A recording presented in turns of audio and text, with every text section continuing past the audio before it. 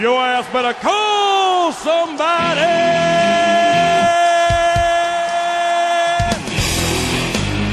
The Friday Night SuperShow.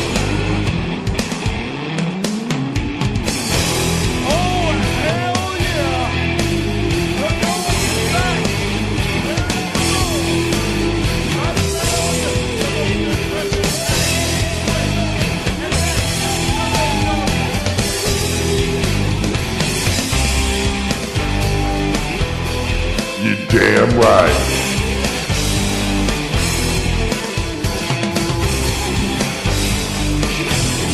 Tag team champs, bitches.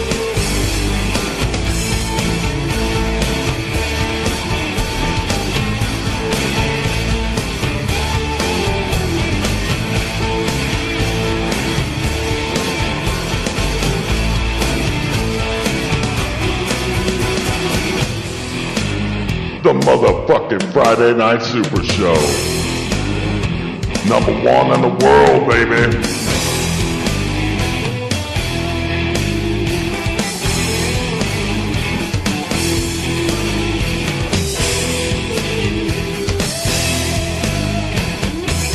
Hey, enough of the goddamn horse shit. Let's start the show.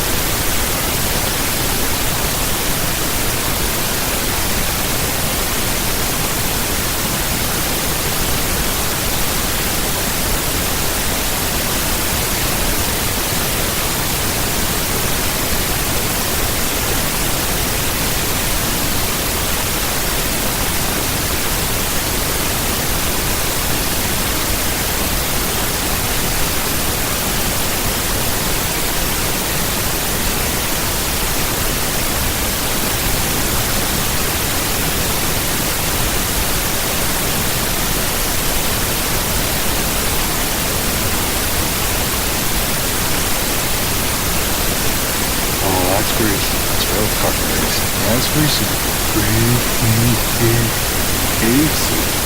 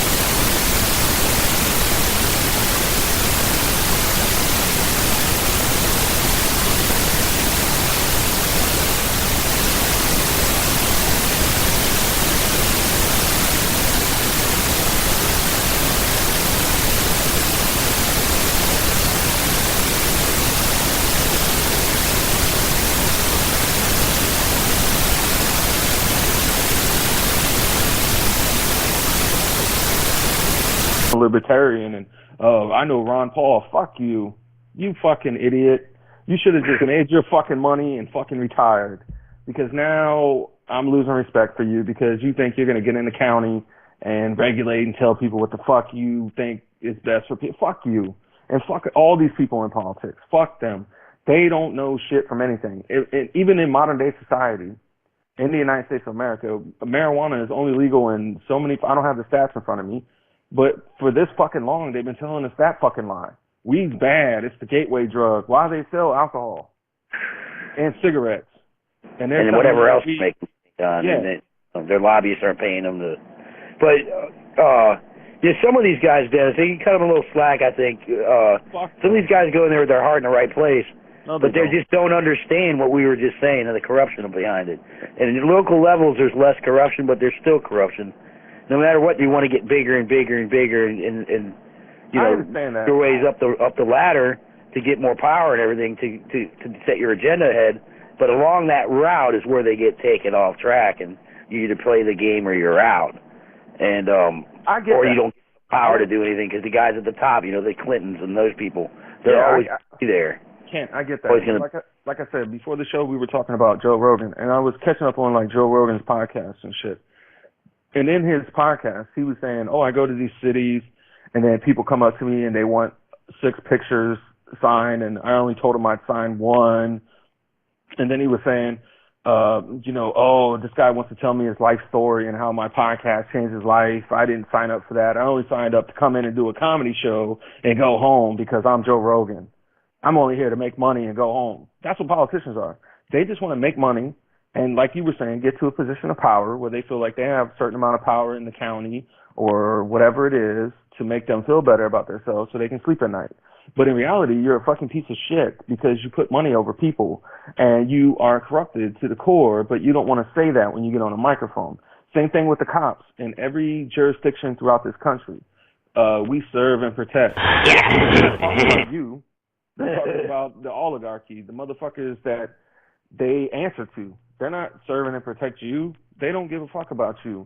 And even worse, if you're black in a community, they might fucking shoot you just because of the skin color. And we've seen that all over the whole gamma. They're doing it everywhere, man. I mean, there's lawsuits going on right now for racial profiling in this state, in Iowa, and it's like the first one that I've ever heard of. But for fuck's sakes, dude, it's been going on for decades. As long as I've been alive, fucking the police don't trust the black people in this town. They don't in this state. That's fine. That's fine, but it reminds me of South Park, with Cartman riding around talking about respect my authority. And that's essentially what it is. When a cop pulls you over or you interact with a cop, they expect you to bow down and kiss their fucking feet like they're something special, man. You're not fucking special. You just went to police academy and you got a little badge, and for some reason they told you that you have the power to arrest people and you have handcuffs in your back pocket and you're special, but you're not. And once again, I'm going to point this out. I've met a lot of cops in this town and in this state. They're good people. And, I've actually been able to, sit and talking with them. And, yep, that's right. Fucking out in Dallas County when I was living out there, man, we'd go out fishing at 3 and 4 in the morning, man, because that's when you catch good catfish. And fucking, the sheriff would always roll up. We'd have fucking joints and shit rolled sitting there on the goddamn. One time we had a Frisbee full of fucking weed. We were just sitting there, just sitting up on the dashboard in the windshield. Cop comes walking down. We're sitting there drinking beers. Hey, boys, what's going on? He sat there for 45 fucking minutes. Well, I was already fucking hammered and just kept on talking. He just kept on talking. My buddy Butters was like, I'm going to go take a piss. Walked over and fucking smoked a joint fucking 15 feet away. It's like, yeah, I don't know. Sometimes they have the ability to fucking make the judgments. Like, I understand that. Should I fucking put some sticks to this guy? And then you get those little gung ho fucks fresh out of the academy. Fucking what? No, I gotta fucking. I'm putting the people are all the enemy, and that's the way they look at it. And these are the people that are out here shooting and abusing fucking people and their dogs and just fucking. You're taking your fucking job too seriously. You're acting like everybody's a fucking criminal when they're not. This is what you people do. I don't know why. I don't know what kind of fucking bonus incentives they're giving you to act like this, or if this is your fucking human nature on your own. If it is your human nature on your own, Dennis Ford is absolutely right. You are a piece of fucking shit to treat people that way. And to think that these fucking suit dummies fucking words on paper mean enough to fucking put guns to people's heads and kill people over traffic lights. All right? Yeah. Yeah, I'm glad you brought that up, too, because the views and my opinions just on this show do not represent the Friday Night Super Show, but essentially that's... sometimes they do, motherfuckers. Sometimes they do. I'm just saying that's just my viewpoint on it. And I've seen, we've all seen these videos, not to get on the whole cop thing, politics and police and government and oppression, all that shit is intertwined. But like I said, I've seen shit where I watch these videos and it's like, I'm going to shoot your dog in front of the people that own the dog. And then it's like, really, a dog, you're really that afraid of a dog? What's it going to do? Jump up and bite your throat? You know what I mean? You might get a dog bite. Big fucking deal. Grow up, fucking pussy. No shit. You know what I mean? Grow the fuck up. Why you got to kill the fucking dog and then go to eat lunch the next day and be like, yeah, I killed a dog in front of its owners? Yep. You guys want to jack me off later? And they cried. Like, what the fuck is wrong with you? I've got to download that body cam footage tomorrow, buddy, so I can jack off to it later. And what kind of sick person does that? I mean, these are I've never, ever had a dog bite that was that bad. All right. Number one, because I'm not a fucking asshole. All right, and I know how to fucking talk to dogs.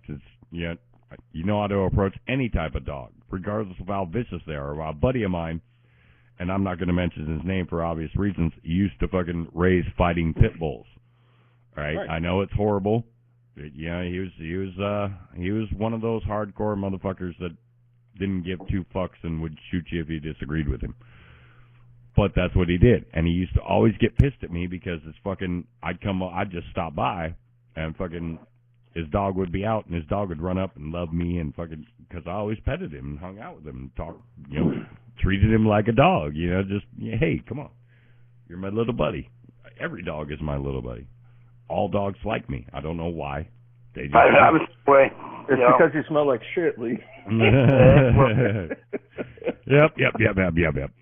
Straight up turd is what I smell like. You smell like a milk bone. That's why they love you. Lee, you smell like a milk bone. Come on over here. Boy, I just want to lick on you. That must be why all these ugly chicks keep liking me, too. I don't understand how that works. You smell like a milk bone dipped in fucking Alpo. That's why they love you. No, and nothing's better than Alpo. Let me tell you what. When you're hungry and broke, Alpo is fucking, it works. Gravy train, motherfucker. Gravy. Mix that shit up with some ramen noodles. But go ahead. This is kind of on the same topic a little bit. I've been watching, goofing around on YouTube, watching different videos, and I don't remember the names of these guys, but there's several different ones that do this. But they go around like to the post office and they film, and they got their cameras set up, and they're going to these public places to film. And then, of course, the status, and then the cops are called. They're harassing them for filming them. And it's perfectly legal to film, where they're filming in public, in public spots. But these people get, the employees there, they're all status. They're all getting all upset. You're not allowed to do that. And some of them, try to attack them. But then the cops get there and, most of the time the cops by then know the law, and they're like, nah, he's allowed to do that, and then they have to let him in to do it, and you can see these people get all upset, and I'm like, you ever see people actually get upset that they're actually discovering they have rights that they didn't know that they had? Yep. These people get upset because they've got more rights than they did 5 minutes ago. It's like, wait, what? God, no, I don't want him to have that right, because that's when people get fucking so subjective with rights, and they don't understand what natural rights are or what fucking man-written rights are, and this is the crap that just really sticks in my fucking craw. I mean, it does. It's like, come on, dude.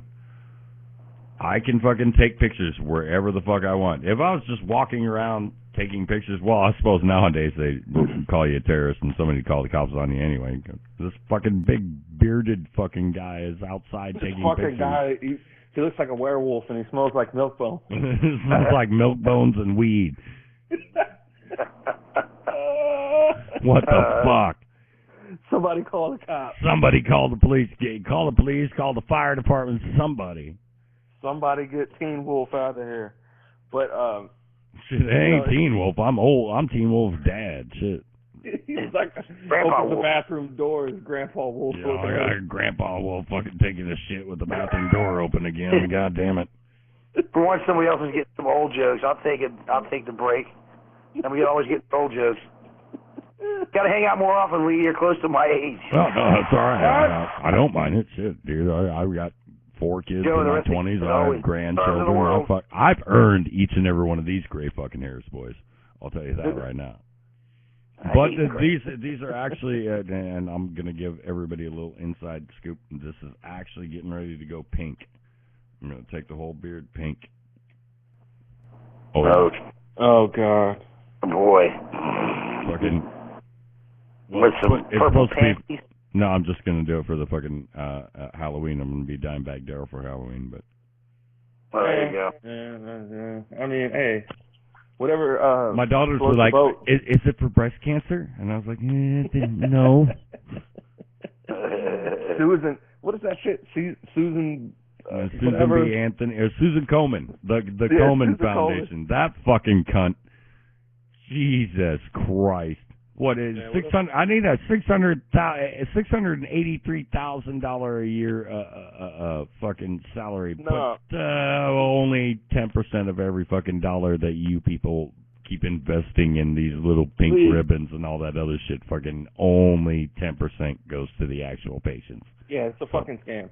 The greatest meme that I've seen throughout my prestigious career of being a meme expert is the dude from the Reservoir Dogs, where he's like, your name's Mr. Pink.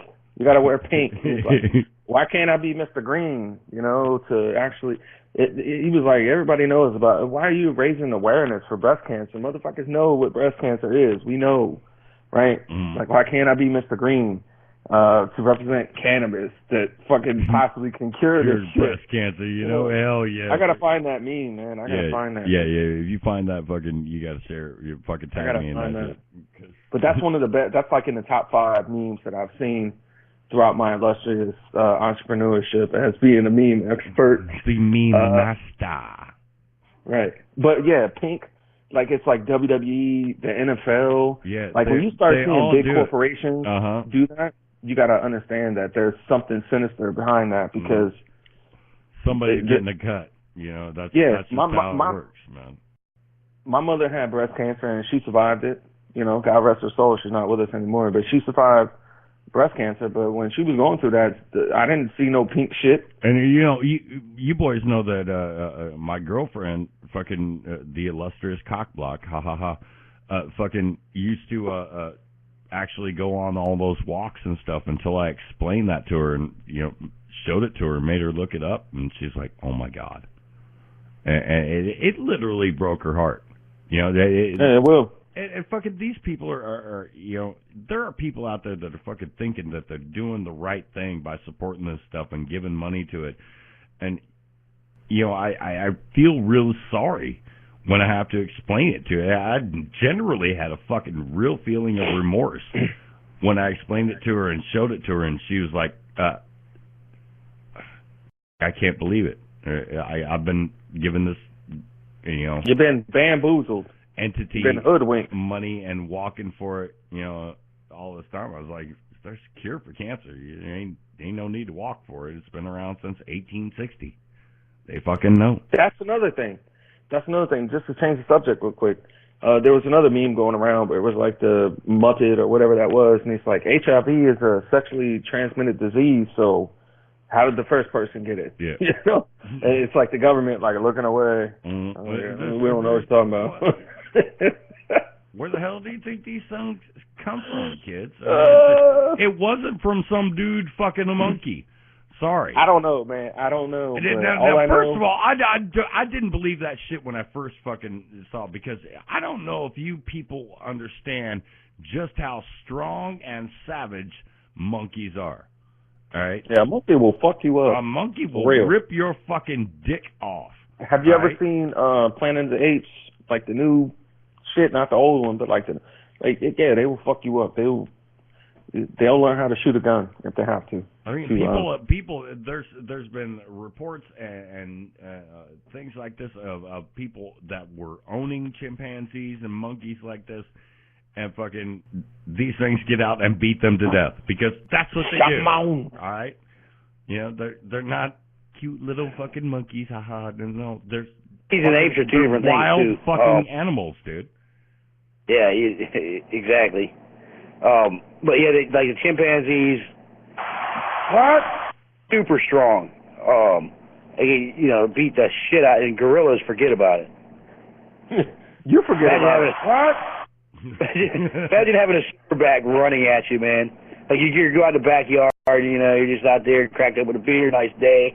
You turn about 15 feet away, there's a big ass silverback looking at you. Forget about it.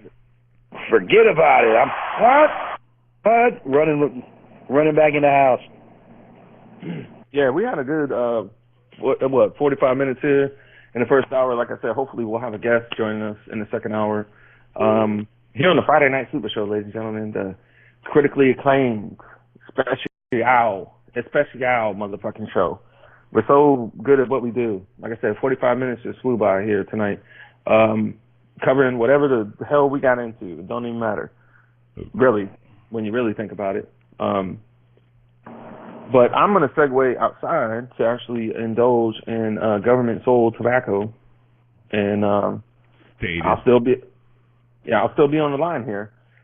But yeah, that's really sickening, man. It's like I said earlier, it's like people get this text message, and then all the crazy shit that I saw online. People were like, the liberals shit themselves and ate their own shit. Like I said earlier, it's just, I'm going to shit myself and eat it because I got a presidential text.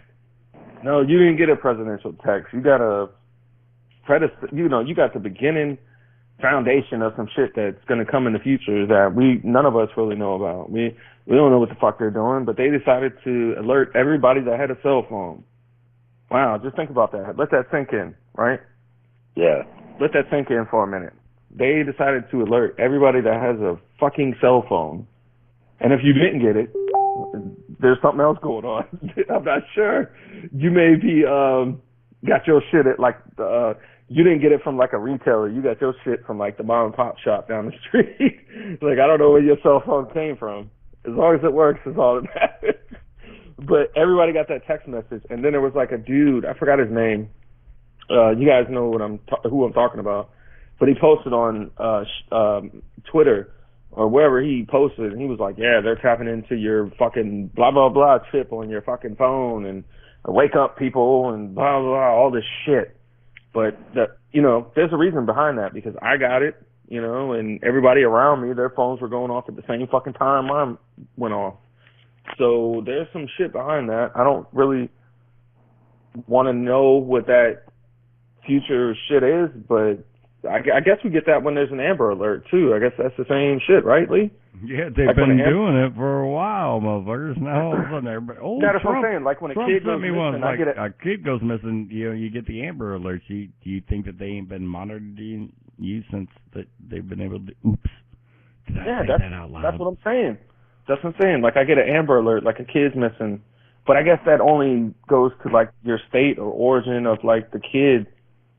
In that, you know what I mean, that's missing or whatever. But I don't know. Yeah, I don't have much to say because I just got a cell phone, and I only use it by minutes. I use it for like just emergency things. I have it in my car. It's just it breaks down, and so I don't do all the stuff you guys normally do. And so I did get that alert. And I'm like, I don't know if that was normal or not. I just like whatever. I get these alerts here and there. I just turn it off. I don't even look at them. Well, that's what I'm saying. They always say have a phone in case of emergency. That's what I was saying earlier. It's sold to you as a convenience. So back in like 1995 and shit, like if some shit happened, if your car broke down and shit, that's just what it was. You didn't. But you know what? Back in 1995, I was 25 though. I'm just saying, man. That's my point. The only reason I have this is because if I work late and I'm rolling down 95, coming back from work. And I break down on 95. I got a lot of walking to do. It's 2 o'clock in the morning, whatever. You know what's interesting? Give me a cell phone. Let me get the fuck up on out of here. You know what I mean? Yeah, I understand that. But you know what's interesting, Kent, is like if, just say for instance, if somebody got locked up and they had to go to jail and they get that one phone call. You know how many people can't fucking remember phone numbers? They need their phone. So, you know what I mean? Back in the day, you had to remember motherfucking numbers. Like you had to recite that shit. He was like, I know that number. But nowadays, it's just everything's saved in your phone, so everybody takes it for granted. But if you went to jail and they're like, yeah, we're gonna give you a call, who the fuck are you gonna call? You need your phone to pull up your you know what I mean? The numbers in your phone. Without that, you're lost. You don't know who to fucking call, right? Who you gonna call? You gonna call the Ghostbusters? I have some numbers I remember, and I do remember I don't. I remember like numbers from back then that I had to recite in my brain to be like, yeah, I know that number. And I'm glad Lee's back. As soon as he puts his headphones on here. Lee. Yes. Lee, this is a good point. Like I said, if somebody got locked up and went to jail, and then like you get one phone call, like you may call your whoever can get you out or bail you out, lawyer-wise and shit. But like if you went to jail, you're not going to be like, yeah, I remember this number, but you know, you're going to need your fucking phone to call somebody. No, I can understand that. There are only certain numbers that I remember, and you know when I get into a pinch, and I'm just saying, if you went to jail, like they're like, yo, we're gonna take you out your cell, you know, we'll give you one phone call. Who you gonna call? Ghostbusters? Because nobody recites motherfuckers. Back in the '90s, like you had to remember like 10 numbers of like people that you contacted on a regular fucking basis. Yep. That was implanted in your fucking brain. Like that shit was branded inside your psyche. Oh, dude, so and I got good at it because during the '90s I had like several girlfriends. So you know. Well, I'm just saying. You had to like, fucking remember all these girls' numbers. Well, they would write their shit down on a piece of paper or something like that. Nowadays, like, well, it's like in jail, yeah, but it's like the only reason that I ever fucking made my parents get caller ID was so that I could differentiate which girl was calling me at that point. Then. Thank you, but I'm saying, like, if you went to jail, I'm just pointing this out. This is just something we're talking about before we take a break here. But like I said, most motherfuckers when they go to jail and they're like, yeah, we'll get you out your cell, you know, and they get to that phone, they're gonna be like, I need my cell phone. That's not gonna happen in jail. You're not gonna have this magical little computer in your pocket where you have 1,000 phone numbers that you can just skim through and be like, yeah, I'm going to call him or call her to come get me or bail me out. Nope, that's not reality. And there's another thing to add to this because I think a lot of people get things conflicted when it comes to what a smartphone is, because when I was in grade school, again, this is another meme that's been going around, but my math teacher used to tell me, oh, you'll never have a calculator in your pocket all the time. Bullshit, it's right here. I got a calculator in my fucking pocket. So what are you saying? You know? Mm-hmm. Like, everybody's walking around with a fucking handheld computer. A library in their friggin' of endless possibilities. Infinite knowledge in your pocket. And we're living in the dumbest times in civilization's history. Yep. We're living in this fucking moron existence. I mean, it is. It's absolutely incredible that this paradox exists, and I have to fucking live through it. You know, if there's a God, fuck him. What a prick. I know, man. I'm thinking like this same type of shit every day. I'm like, what the hell we got going on here, man? Like, these people just can't figure things out, and they're just so distracted. And like the younger generation too. A lot of them, some younger people are waking up, and they're not trusting the mainstream media news as much. But then you've just got the group of dumbasses that don't even watch any of it, and they just, you know, they need Jay-Z's newest album or whatever. Right. Yeah. I mean, that reminds me. Lil Wayne finally decided to release his fucking Carter 5 fucking album. It took him 4 fucking years to release it, but guess what? Who gives a fuck about that album? You know why? Because that shit is speaking to a demographic of people that I'm not tapped into. I'm not the smartest motherfucker on the planet, but don't really give a fuck. Just like I didn't give a fuck about the 2 white boys beefing with each other and, oh, it's a hip-hop beef battle. You see how that went out of the mainstream? Nobody gives a fuck. That was, 2 weeks ago? They were fighting, beefing, and Eminem and fucking Skittles and motherfuckers is Skittles. Nope. Fuck them. Fuck them all. I hope they all die slow. I hope they get a fucking venereal disease. I hope they get a clothes hanger heated up on the fucking stove, put in the asshole real slow, like you know. After they have infected hemorrhoids and venereal disease. Yeah, fuck them all, man. Fuck them all. I hope they all fucking just go away. Same thing with politics. You know what I mean? I don't give a fuck. Every time I see these people, it makes me fucking sick. It makes me sick. Not to the point where I'm, throwing up and shit, but it's just it's drastic times that we're living in right now. Hopefully, people, can understand the magnitude of can understand the magnitude of shit that's really going on in society, but I don't really know. We're the most intelligent fucking things on planet Earth, but we're so fucking dumb. And like I said, we're all walking around with fucking computers in our fucking pockets. You basically can become a mechanic. Any trade that you want to do, you can be a mechanic, you can be a motherfucking plumber, electrician. All you got to do is look up these fucking videos. You want to be a painter like Lee Perry, you can be a painter. There's videos for that shit to instruct you. Ain't hard. And show you what to fucking do. And let me tell you what, fucking the videos that you're talking about, the videos that I look up to fucking learn shit is helped me so much in fixing my own cars. Right. You know? That's what I'm saying. It's like, oh, wait, you need a $20 part and a fucking $3 tool. Right. Oh, really? Let me take this to a shop. I need $500. Right. Motherfucker, suck a dick.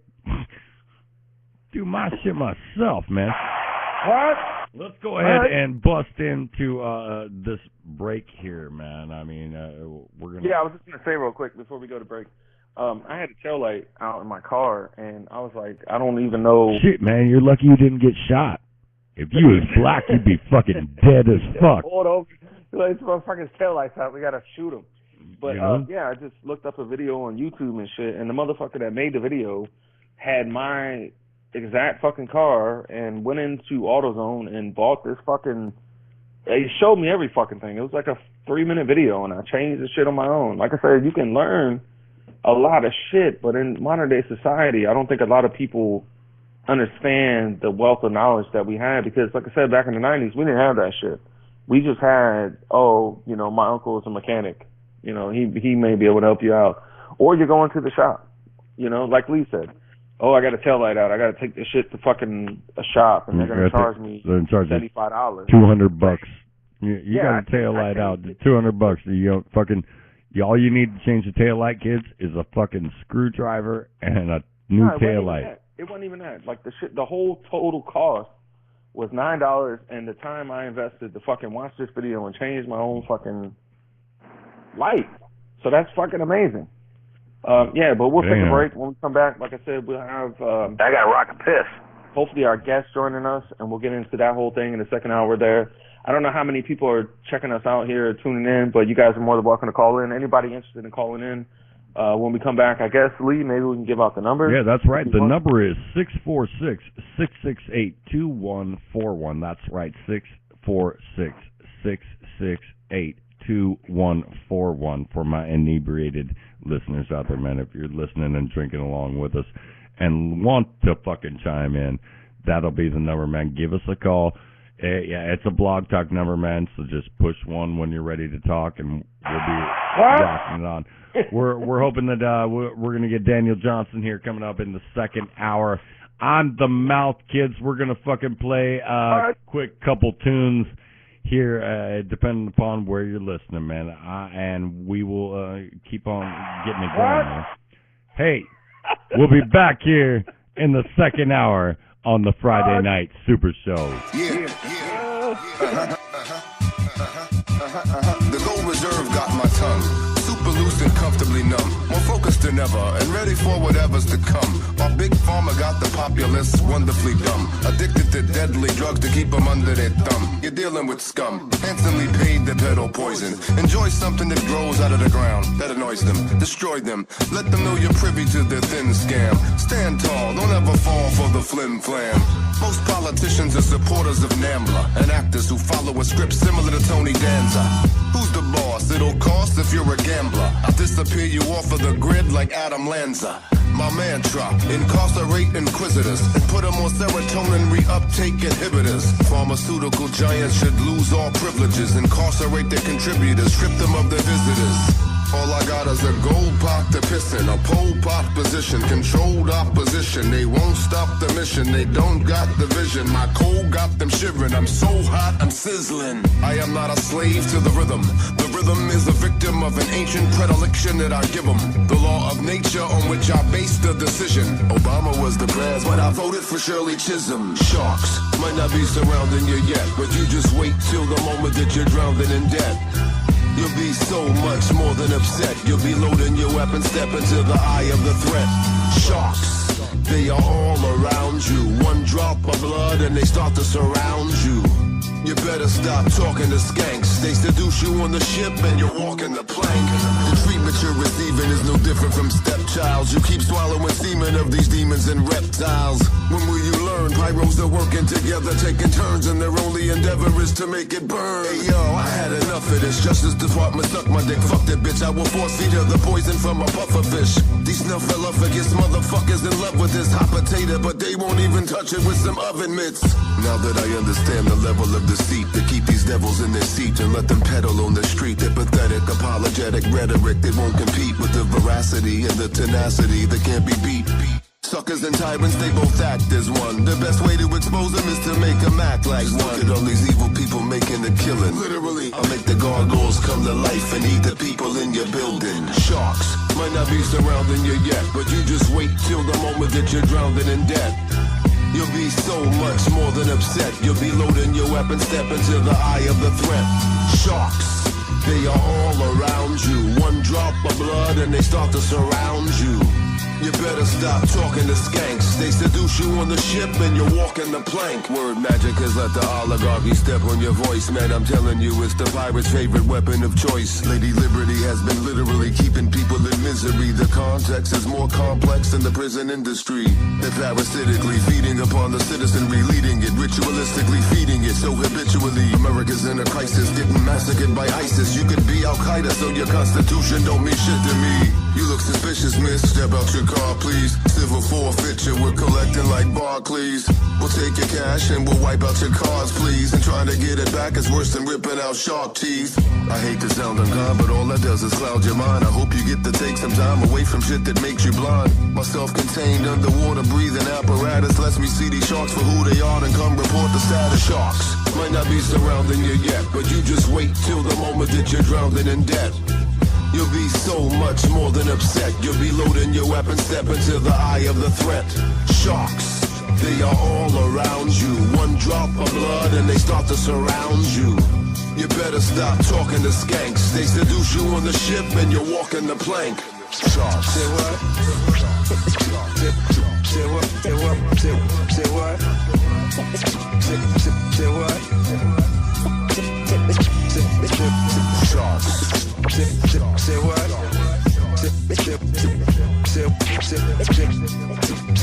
What? Say what? Say what? Say what? Say what? Sharks. Say what? Say what? Say what? Say what? Say what? Say what? What? Say what? Say what? Say what? Say what? Say what? Say what? Say what? Say what?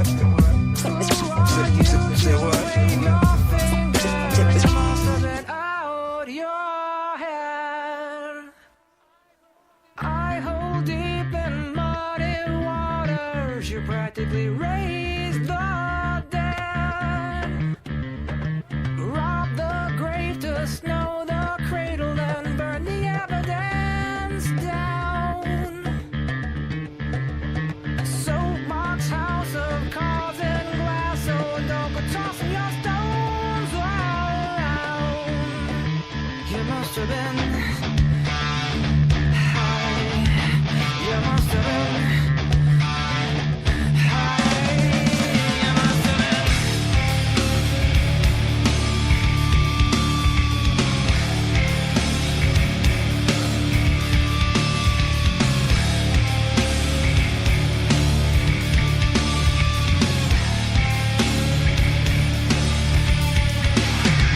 foot in mouth and head up fast.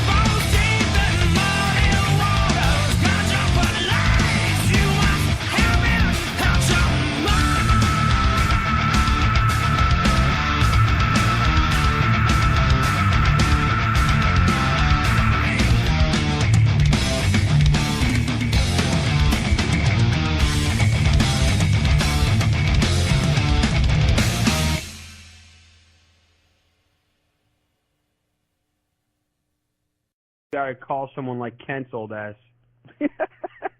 I gotta send Kent a smoke signal. Oh, Kent, we're sending Kent smoke signals, and we're back live on the Friday Night Super Show on the Mouth Live and Scratching at You, man. I am joined by Dennis Ford. Spent Kent and the illustrious Dabbin' Aladdin has decided to fly in on his carpet and join us up. Well, what's going on there, boys? How are you? How you doing? How's your mother? Yeah, we got She's not too the pretty world bad, famous. man. She's coming over on Sunday to play some cards and drink beer, man. Champ is here. Yeah, the champ is here. We got the world famous Dabbin' Aladdin joining us. Joe, while we got you, man, I was checking out some shit on YouTube that you did with Talking Seaweed. Oh, hell yeah. That shit needs more views because that was some good shit. You know, you hanging out Thank with them. I watched that podcast earlier. That was some good shit. Yeah, they're fucking dope. They actually live, like, right down the street. Right. Yeah, it's fucking cool. They have some dope shit going on. Yeah, that was crazy. Like I said, Yeah. I was just watching the video, and you know, it wasn't like a wrestling podcast or anything like that, but you guys were talking about shit. So I don't know. Yeah. You know, I've talked with them a little bit about doing a wrestling thing on their network, possibly. Also, Right. they like asked me if it would be a conflict of interest if I did a wrestling show on their network too. I was like, nah, it's not a conflict of interest. I'll talk about wrestling in as many places as possible. Give me a place, I'll be there talking wrestling and smoking blunts. It's no conflict of interest. right. And we did an amazing show Wednesday night when we all made our That was picks. good. That was good. The one thing though that I was pissed about is like we were getting mad listens, and Wednesday didn't get as many listens as the recent episodes have been, and I think it's because we just been fucking doing mad wrestling. Like every episode has been wrestling, so I think I want to plan a non-wrestling episode for one of the upcoming episodes, because yeah, you know, suck the people in again that aren't necessarily wrestling fans. You start to wear them feel out. you. Yeah. That's where you got to be versatile on that, man. You got to be able to fucking make the show just more than about one subject, and that's what we had to do it with this show. because we were dealing with, truth and politics all the time, and, we decided to make it just a little bit more fun by openly admitting that, we're getting drunk and fucking stoned while we're doing this because, hey. Hell yeah. That's what normal people do. It's hanging around the campfire and having a good fucking time, man. Fucking just talking about shit that's going on. It's hard to find a mix that's like a mix of the things we talk about on my show, because like a lot of the people that are in the wrestling community that do like wrestling shows and shit are huge fucking nerds and losers, and like you can't even talk about smoking weed. They don't think rape jokes are funny. They don't like racism. There's no fun at all. They just want to be super serious and talk about like the fucking Roman Reigns and the Bullet Club, and it's like, come on. You can have a little bit of fun with it. And then I can't necessarily go into all stoner shows and talk wrestling because everybody likes wrestling, So right. I definitely feel you, especially with like how like you guys talk politics. That shit can bring up some strong emotions in people. You gotta kind of be careful. I definitely pick and choose where I even say anything mildly political. You should. Yeah. Since you're a black guy in the United States of America. You poor oppressed black man. Yeah. Yo, I'm actually making these shirts, and they have James White on them, the running back for the New England Patriots. White power. White power. I'm making these shirts right now. But the funny thing is, when I went and made them on Vistaprint, it asked me if I wanted to buy the website whitepower.info. So I gotta go fucking make a t-shirt. The next thing I know, trying to get me to start a fucking white power website. Oh my god. Jesus, Harold Christ on a fucking rubber crutch. Are you serious? Fucking white people, man. I'm telling you. I'm dead serious, man. It's funny that they don't have any like filter on Vistaprint. You can go on and make a shirt that says white power, and it's gonna be like, awesome. You want to buy a website with that? Yo. Where the fuck is Ken at? Is Ken still with us? Is he around? Ken, are you alive or did you die? I'm here. Yeah. Every now and then, old people need a nap. Is it lights out in the nursing home yet, or you guys still watching? Give us another 30 minutes. Another 30 minutes. I'm listening. I was just trying to track down our guest here, but yeah, see if he's gonna call in, man, because we kind of plugged. I sent him a message. We're all set, so he's not online. So he's normally a reliable dude, so I ain't gonna sweat it. We should probably hear from him soon. I ain't too awfully worried about if he doesn't show up. To be quite honest, I mean, I wouldn't want to be the one, statist on a show, that's full of anarchists. I wasn't even booked here, and I showed up. What kind of disrespectful, stupid idiot would say you're gonna be on the Friday Night Super Showdown and then not call in? That's a bold move. Yeah, it's because I can't. And his last name's Johnson. He must have some Johnson on him to be pulling that shit. That's right. We do have a caller lined up in the studio, man, and we're going to bring them on. We got 567 live. How you doing, 567? We got you live on the Friday Night Super Show. Who's this? This is your guest, dickhead.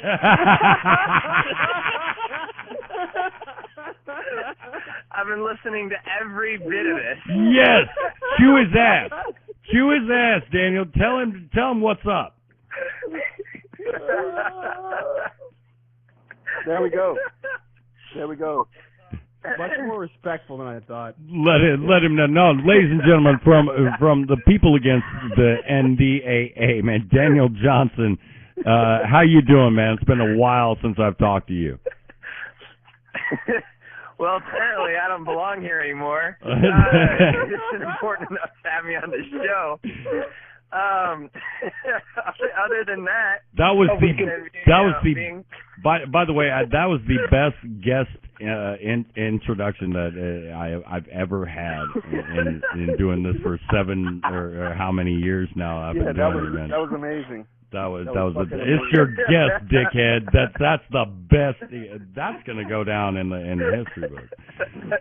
Seriously, I wish we could run a replay of it right now. Young man, I handle myself a professional, Dan. For the rest of these Hanyaks, I can't speak for them, but no. No, seriously, Daniel, it's great to have you back on the show, man.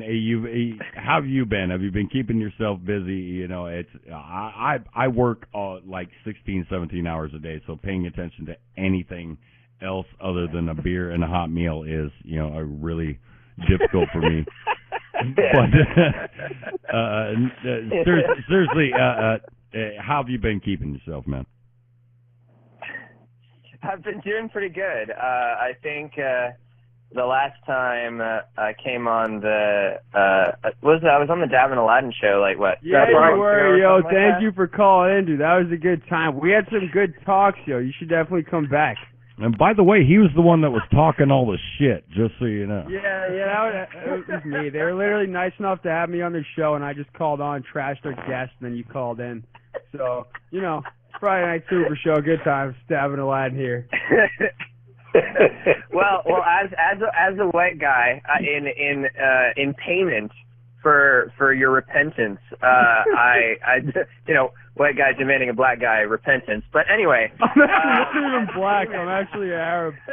So. I was going to ask for a signed Black Power shirt, but that works. Give me a signed Jihad shirt instead. So, I'll make one that says Sand Power and has my face on it.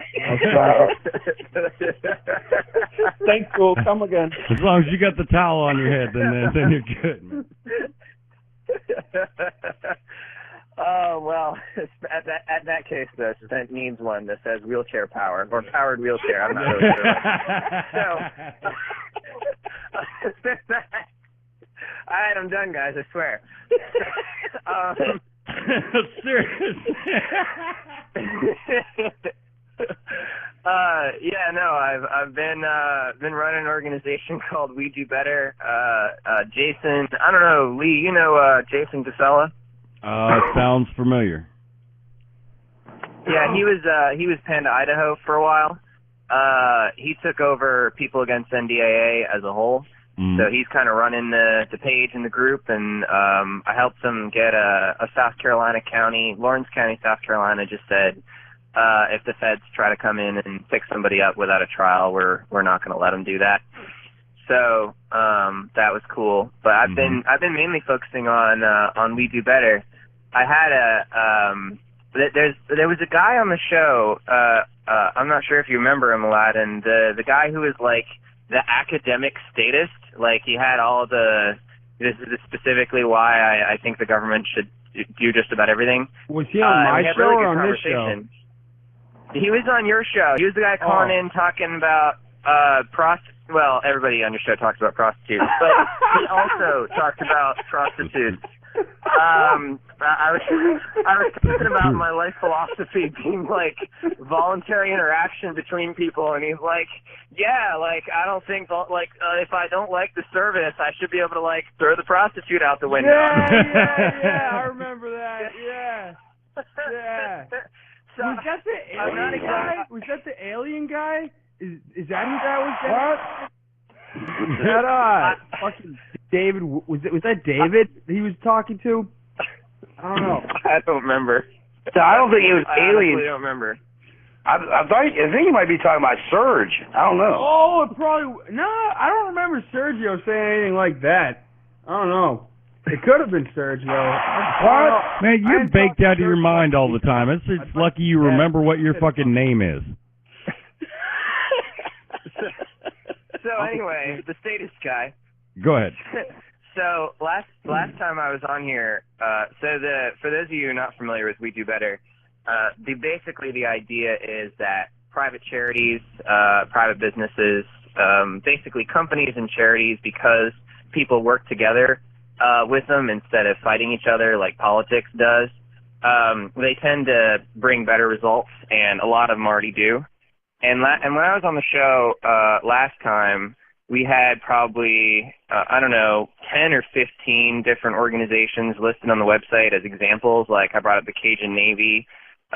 They rescued like 6,000 people in Hurricane Harvey. And the Coast Guard had like $7.6 billion. They rescued about 4,500. And the Cajun Navy asked for like gas money. So they're a good example of when people come together and work outside politics, they can do a lot of good. And now we've got about 45 different organizations on the website, wedobetter.org, that cover every area, from securing the electric grid to police to feeding the homeless. And to, I'm the hardcore champion. If you ever want me to sign autographs for some cancer kids or something, I got you. I'm the hardcore champ. Okay.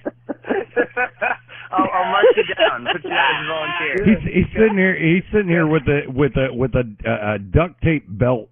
You know. Belt. Fuck you. It's a very prestigious belt. Mick Foley held this belt. All right. Look. I have nothing against duct tape belts. I'll tell you why. Because so this is weird. Saving people in Puerto Rico, you just said. They all have duct tape belts, I'm sure. They can't afford regular ones.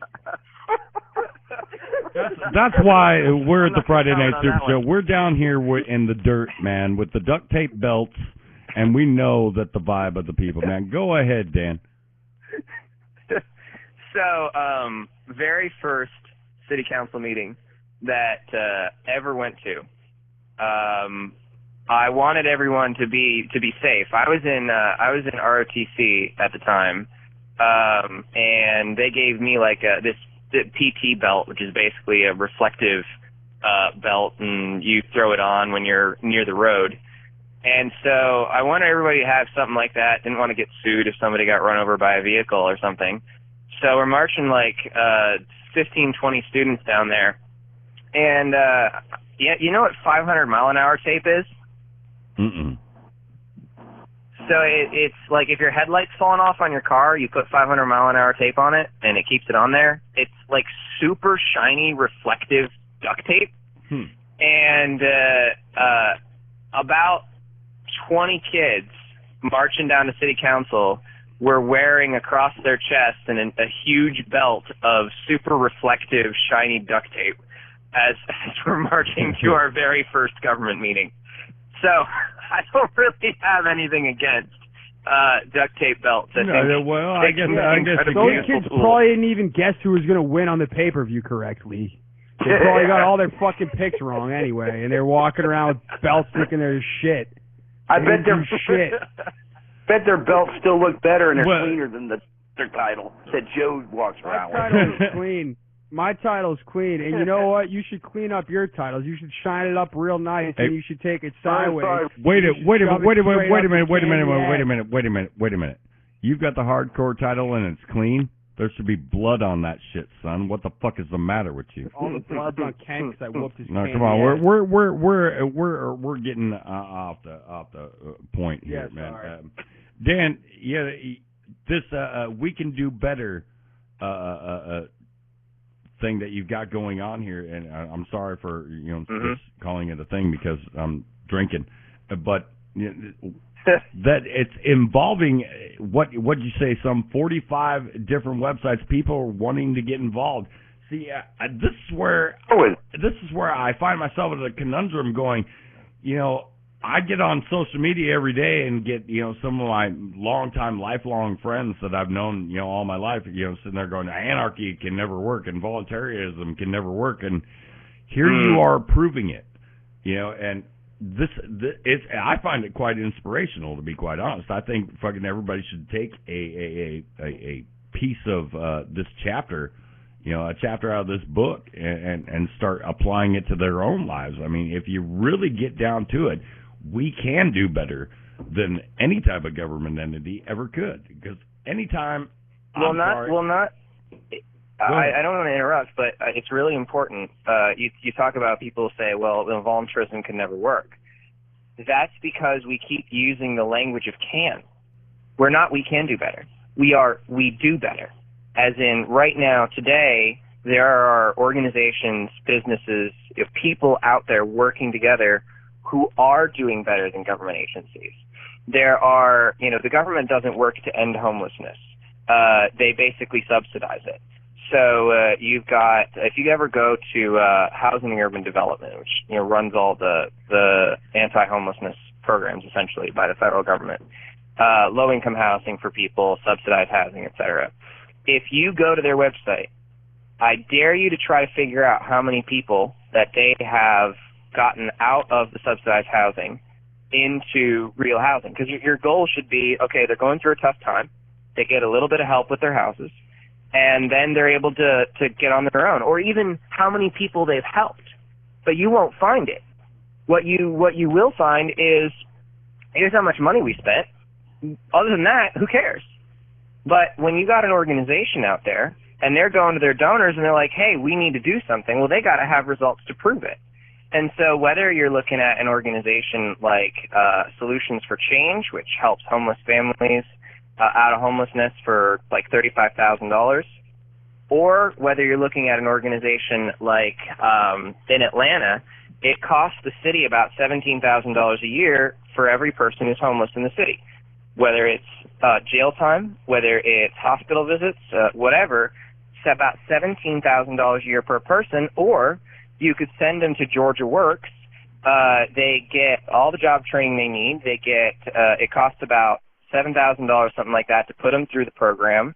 And at the end of the program, they're getting a job making twice minimum wage. I mean, the question is, if we want to address homelessness, are we going to sit here and are we going to say, okay, well, the government, which pits people against each other, I mean, goodness gracious, I know you've had been working real long days, but if you've paid any attention to this Kavanaugh thing, I mean, this is the ugliest of politics just coming out, bearing its ugly head. And people like Lindsey lock them all up Graham, somehow getting some sort of media play as being a moderator. Yeah. Like, this right here is, what'd you say? I said Lindsey Graham, the whole Lindsey Graham thing was laughable at best. Oh, yeah. He's being tossed out here as a moderator of everything, and, he's about civility. Well, I remember when he was on the Senate floor saying, and when they say, I want my lawyer, you say, shut up. You don't get a lawyer. You're an enemy combatant. And but this is what, when we're trying to solve problems, and a lot of people are, they're looking to the government and they're saying, look, inside this is where we solve homelessness, is where we put money to protect the environment, is where we do all this stuff. And the fact of the matter is that a system that pits people against each other like that will not work. But if we people, through nonprofits, through businesses that are already doing better, if we go out and we support them and we create the systems and the networks that help people engage with those organizations and help them do more of their good work, then we're actually solving the problems of society, instead of sitting around going, well, yeah, one day when the free market, all... no, hold on a second. You can't say shit like that. You can't say shit like that. You can't. You can't solve problems. There's no solution to the problem. No, if the problems get solved, then all of a sudden we have nothing to worry about. But yeah, pretty much. If you start solving problems and shit, then we can all just. Well, that's the government. That's the government thinking, man. That's their thought on it, man. It's that government's not only this brings up a key point. This brings up a key point, Bob. Real quick. This brings up a key point that I want to talk about. And thank you, Lee, for calling me back. My computer decided to take a shit while I was on Skype and shit. But anyways, this brings up a key point because I deal with this all the time in the last 5-6 years. Like people would contact me and they're like, okay, we know the problems, what's the solutions? But if you start really laying out solutions to people and showing them, okay, we can do this or we can do that and Thanos change things and really do some shit, they don't want that. Thanos, like I was saying earlier in the first hour. Thanos has the solution. I believe in the Thanos solution. I'm collecting Infinity Stones right now. There are fucking solutions. The last time someone had a solution, they told him he was starting a Holocaust and looked at him like a fucking bad guy. Yep. And pretty much. But like I said earlier in the first Jesus hour, Christ. Joe's right though. He's absolutely right. There are solutions to the problems. But like I said, in the first hour earlier, I mentioned, you know what I mean, motherfuckers are walking around with cell phones. You're basically walking around with a computer in your pocket with infinite knowledge. And you're trying to navigate and figure out problems and shit in modern day society. Oh, my angel light came on. I don't know what to do. There's a YouTube video for that. If you really get into that shit, if you really try to understand the vast severity of the situation, there's solutions out there. Bro. This fucking dude was working on my car. He works on mad cars. He was like, yeah, the majority of shit I just look on YouTube and fucking see how to do it and fucking do it. Yeah. That's what I'm saying. Yeah. I mean, come on, man. That's fucking black and white. That's pretty fucking simple, right? But when it comes to politics... Go ahead, Daniel. No, go ahead. Finish that. Go ahead. Yeah, I'm just saying, when it comes to politics and shit like that, there are solutions. There are things that we can actually do. I don't think it's voting. I don't think it's rallying behind people that work their way up through politics. We talked about this the whole first hour. Purge. It could be that. It could be a purge. But my whole point is that, you know, there's certain aspects of things that can happen that would make them, you know, if we all shut down tomorrow, you know, if we all woke up tomorrow, Saturday morning, we all woke up and we didn't buy anything, we didn't do anything, if we just shut down, if we can get like 5 million people to do that in the United States of America, the whole fucking system would shit itself. It'll be like, we want you back, we need you. Without you, there's no system. That's what, in my mind, a lot of people forget. They're operating on a system that is more dependent on them. Like Kent said earlier, you know, they're a parasite. The government is a parasite. All politicians are parasites. Ironically, we have a Venom movie coming out right now. If there was just no government, like what would there be any like they act like they're protecting us. Like if they disappeared, like what would happen? I'm not saying that. I'm not saying that. Well, you know, all right. As far as the protection, as far as the protection mode goes, you know, there are 300-some million gun owners in this country. Yeah, what are they protecting us from? No. They're not protecting us from shit because, like I said earlier, they tell us that weed is bad, it's the gateway drug. Meanwhile, they sell you alcohol and tobacco in your motherfucking convenience store down the street. Yeah, let me tell you what, kids. Throughout my 40-some years of life, alcohol has got me in way more trouble than weed. Thank you. Yeah, true. Hey, look at me. I'm just saying, if we all go ahead, Daniel. Hold on. Daniel. I'm just saying, I'm gonna let him go. I'm just saying, my point is that if we all shut ourselves down to the point where they couldn't feed off of us, then they would collapse, and there wouldn't be a system. But go ahead. Well, no, I mean, I want to piggyback off your point, and with a slightly different direction on it. If we all shut it down, we shut it down tonight, tomorrow, next week, whatever. Shut it down. Let him talk, boys. Let him talk. Our streets. Yeah. So if we all shut it down, that doesn't actually solve any problems. It just stops some of the harm from coming about. What Buckminster Fuller talked about was if you ever want to replace or defeat a system, then you create a new system that can replace it. You ignore the existing system and you build a new system that makes that one obsolete. That's All right, let me ask you a question. Let me ask you a question real quick. Can we all agree that this system is not working, even though the illusion is that it is working? Oh, this system hasn't worked in a long time. It's worked for a few people, working for a small group of people, but the rest of it is not working. So it's not sustainable either. Right, it's not going to work for too much longer, is what I'm saying. We got to get off of their money. Yeah, that's the first step right there. Shut your fucking mouth, what are you talking about? The Rothschilds and shit? You shut the fuck up. Are you going to buy gold right now? Are you going to spend all your money on gold, Kent, and then just... No, just you have to. How are you going to buy your food? What is it? Fractional reserve banking. It's a Ponzi scheme. That's why we have an income tax, the Federal Reserve. We can't That's what I was saying earlier. We cannot and lend it to the government with interest, and there is no interest. Money so whenever pay that. Whenever I'm looking at a problem to try to figure out how to solve it, first of all, I want to define the problem, right? And something that I want to point you guys to and point the people listening to, on our website, on WeDoBetter.org, we've got a section on there called Fundamental Flaws.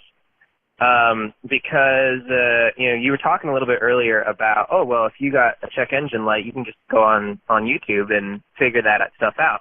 I mean, that's true, and we use that for a lot of things that aren't essential. But a lot of those essential things, housing, food, protection of our water, protection of our forests, a lot of those things we say, we want the government to do it. Nobody else, just the government. We want this one big entity that's been around forever to do it. But a lot of stuff is argued about, well, should they do it, should they not do it? What I want to focus on, we talk about this system, right? What makes this system this system? And we've got a bunch of different fundamental flaws, but at the end of the day, a couple of them I want to highlight. The first one is what makes this system its system is government is the only institution on the planet, and I make this claim very forcefully. It's the only institution on the planet where resources don't follow results. Exactly. Every single time. Why? Because they don't got to earn that money. That money is there. You're going to pay taxes. Enough people are going to pay taxes every single year that the government's going to get about the same amount of money, so they know that nothing they really do is going to have an immediate effect, and they're not going to have to spend that money somewhere else. Or they're not going to have to cut back because somebody's going to say, "Oh no, I don't want to pay for your product anymore. I don't want to buy your service. Wesley Snipes. Help you out. Yeah, I'm not paying taxes. I'm not doing that. Hell yeah, Wesley Snipes. And you go to jail. They lock you in a cage. And there's no other institution on earth that has that power. Whether you're talking about the biggest corporation on the planet, or you're talking about the smallest little nonprofit of 3 people helping put a garden in their community, none of those services have that same problem. And because they don't, we call it a fundamental flaw of the government when you ask the government to take care of or to solve a problem. And you can go on from there. You can say, well, that causes services to go down and services to get worse. Well, check this out. I mean, check this out. How are you going to solve a problem when you are the problem? Right? Bing. Yeah. Yeah. When you're biting, they don't bite the hand that feeds them. People don't. Just people in general. Let's not single out politicians here. People in general don't bite the hand that feeds them. And I've been on the inside of campaigns.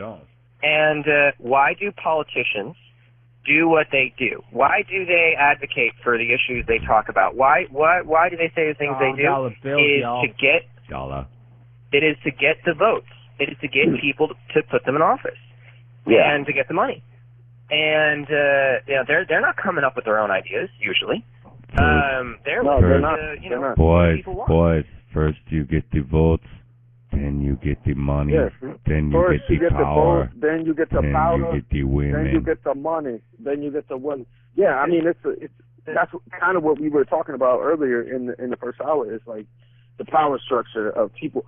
I said it. I've been saying this shit for years. You really got to be a piece of shit, whether it's Glenn Jacobs, you're Kane, you're a wrestler, you want to work your way up through politics and shit. You really got to be a piece of shit to even get involved in politics, to be dictating to people, what's best for them, even in a small county or community. This is a whole other show in itself. But that shit is up to want to be president. I think why would you fucking want that? I'm all set. Nobody wants that. Paid that much money. What are you trying to do? You're gonna say something wrong, they're gonna shoot you in the head in front of the country. Fuck that Thank shit. you. I'm good. I'll smoke all these my millionaires get a chill.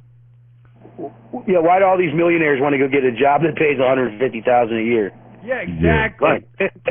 Right. So there's something to that. That's logically thinking, something's going Well, on. you know, there. we were talking about you it. got to think about that. We were talking about it in the think about pregame, that. and it's not just on the fucking the federal government level. It's also on the fucking local level, man. Why are these motherfuckers? Like here in Iowa, I know for a fact that these congressmen, these representatives, only get a $35,000 a year salary from this. All right. Yeah. I'm sorry, $35,000 a year. That's motherfucking $35,000 a year is fucking shitty. All right. $35,000 a year is not enough money for me to not be corrupt. I don't know about you. Yeah, you know what I'm saying? You're gonna get corrupted at a certain point. That's what I'm saying. You're gonna get people hitting you.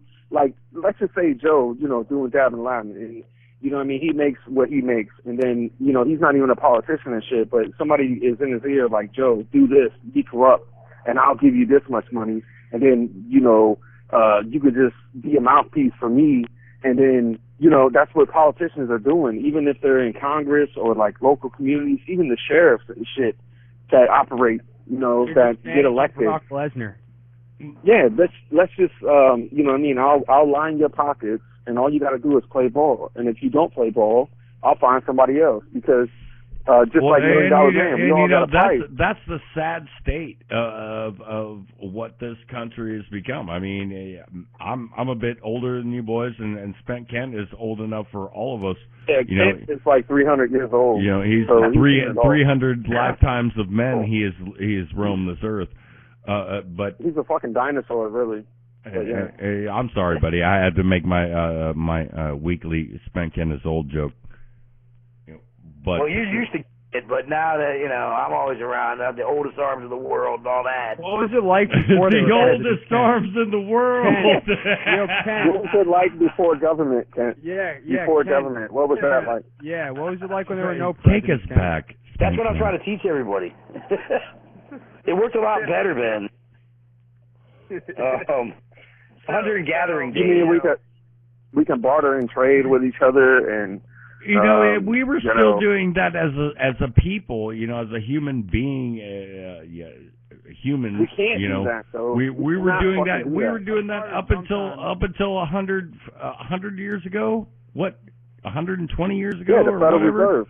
The Federal Reserve was established. Rally in Boston, I fucking traded someone a dab sword for some zip ties. So yeah, there you go. There you go. Bartering's still alive and well. It is. I mean, more and more people are flocking to it because we're realizing, just how big the government dick is that is up our ass. I mean, go ahead, Daniel. Yeah, it's really up there. So go ahead. So and there's a few other fundamental flaws that I could go into, but they're on the website. I don't like to spend as much time on the problem as I do in the solutions. No, I want to tell you. Exactly. I want to tell you real quick. You know what I'm saying? I appreciate your activism and everything you're doing, and that's important. You know what I mean? Because we've been doing radio shows and podcasts for like 6, 7 years at this point. But then, we get kind of jaded because you're dealing with a society of people that are fucked up, for lack of a better term. People are just fucked up, and they just understand this is just the way the system works. But it's not. That's not how it operates. You know what I mean? And then if you show them the problem too, you need to show them the problem. But yeah, the solution. That's what I'm saying. You need to that's what I'm saying. There are solutions, but like I said, they're so radical of solutions that you would present to somebody, and you know what I mean. It could be 30 people. That's not really going to make an impact. You know what I mean? You got to reach the masses. You got to get on motherfucking CNN. You got to go viral. Right CNN's now, doing it all for us. I can pour bleach on my dick and go viral. You right can now. do more on the internet than on TV nowadays, I believe. TV is That's all what I'm saying. old people, dude. By the time something's on TV, it's old news. You know what I'm saying? If you It's really fake want to news. get a grasp on how this country's going, a good friend of ours, a good friend of the show, is my sister Liberty Lisa. Actually posted something earlier today that Kavanaugh wants to reinstate the Smith-Mundt Act of 1948, where they actually outlawed government propaganda, but this was reinstated by Barack Obama during his administration. I think in 2012, if I'm wrong, please correct me. Yeah, that dude married a dude. You know, Michelle Obama is a fucking dude. There's that, you know. I mean, I'm serious, man. She got fucking manly shoulders, dude, more than Britney Spears. Dude, until she lifts her dress and drops her fucking panties, I don't fucking know. All right, and I don't care. All right, well, that's fine.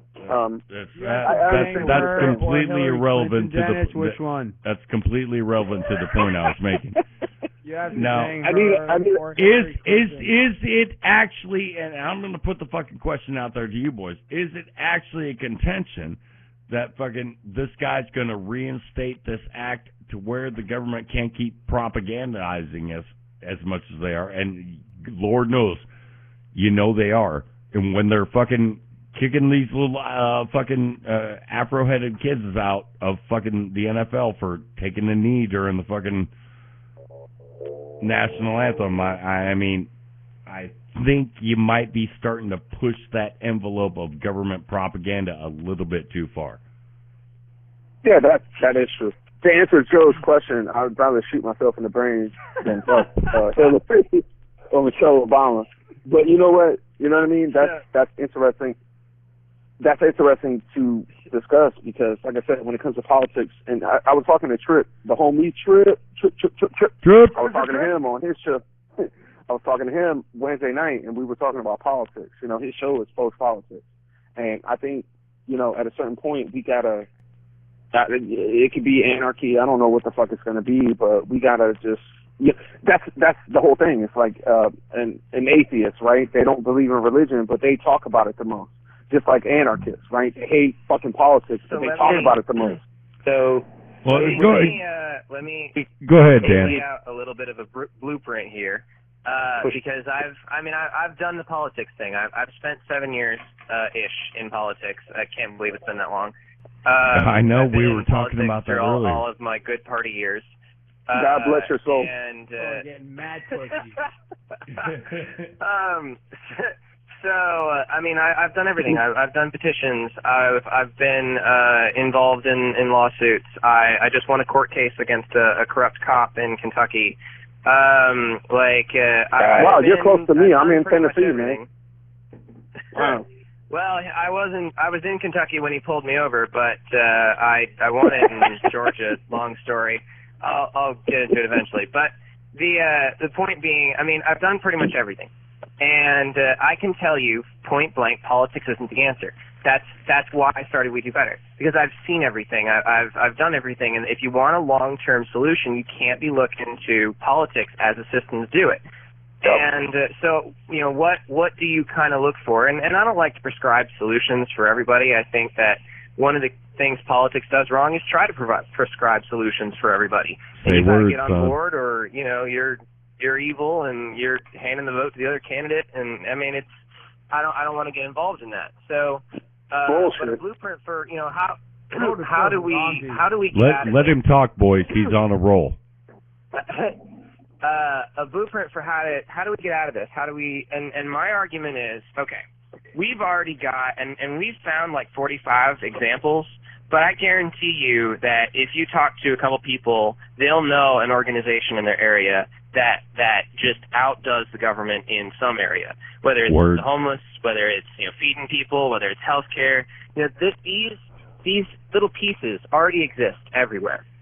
The problem is there isn't a system that allows people to find the organizations in their area, so they're just going to go to the government. I mean, if I can't feed my family tonight, I can't feed my family this week, and I don't know where else to go. Yeah, you need food stamps. I don't care if I'm a hardcore conservative and I love Trump. I'm walking up to the food stamp office because I care about my daughter and I want her to have food this week. Mm-hmm. But if and you're going to get crap service at the food stamp office, and the food stamps are going to take. I mean, it's going to be a nightmare for you, but it's better than nothing. But there are food banks in your area. Guarantee you there are food banks near you. And so we're doing two things, and two, you know, suggested things as far as building out this blueprint, and I invite you guys to get on board with it.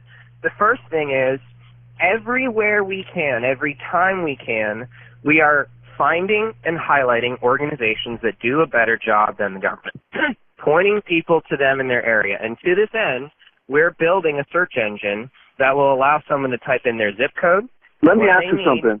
And find, yeah, go ahead. Let him finish. I'm just saying. I'm saying. I understand where he's going. Let me finish. Google. Let him finish real quick. Let me finish rolling out this blueprint, Google. and then I'll take any questions you want.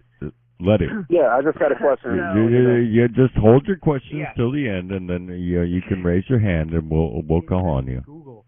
Yeah, I know. We don't want to build a house with half the blueprint. That usually doesn't go well. Right, and go. I'm not a mechanical guy. All right, ready? So go. We're building a search engine that'll allow someone to type in their zip code and what they're looking for, food, health care for their family, whatever, and find a list of organizations in their area. And whether you're doing something like that or whether sometime on the show you're like, hey, I just heard about this, Feeding the Children organization. They're really cool. I want to highlight them. I want people to look to them. That's a good example of a solution. Whatever way you want to get involved there, great. That's half the blueprint. The other half of the blueprint is what you guys have been talking about on this show already. Money. At the end of the day, the reason the United States kicked Japan and Germany's ass in World War II is because we had more resources.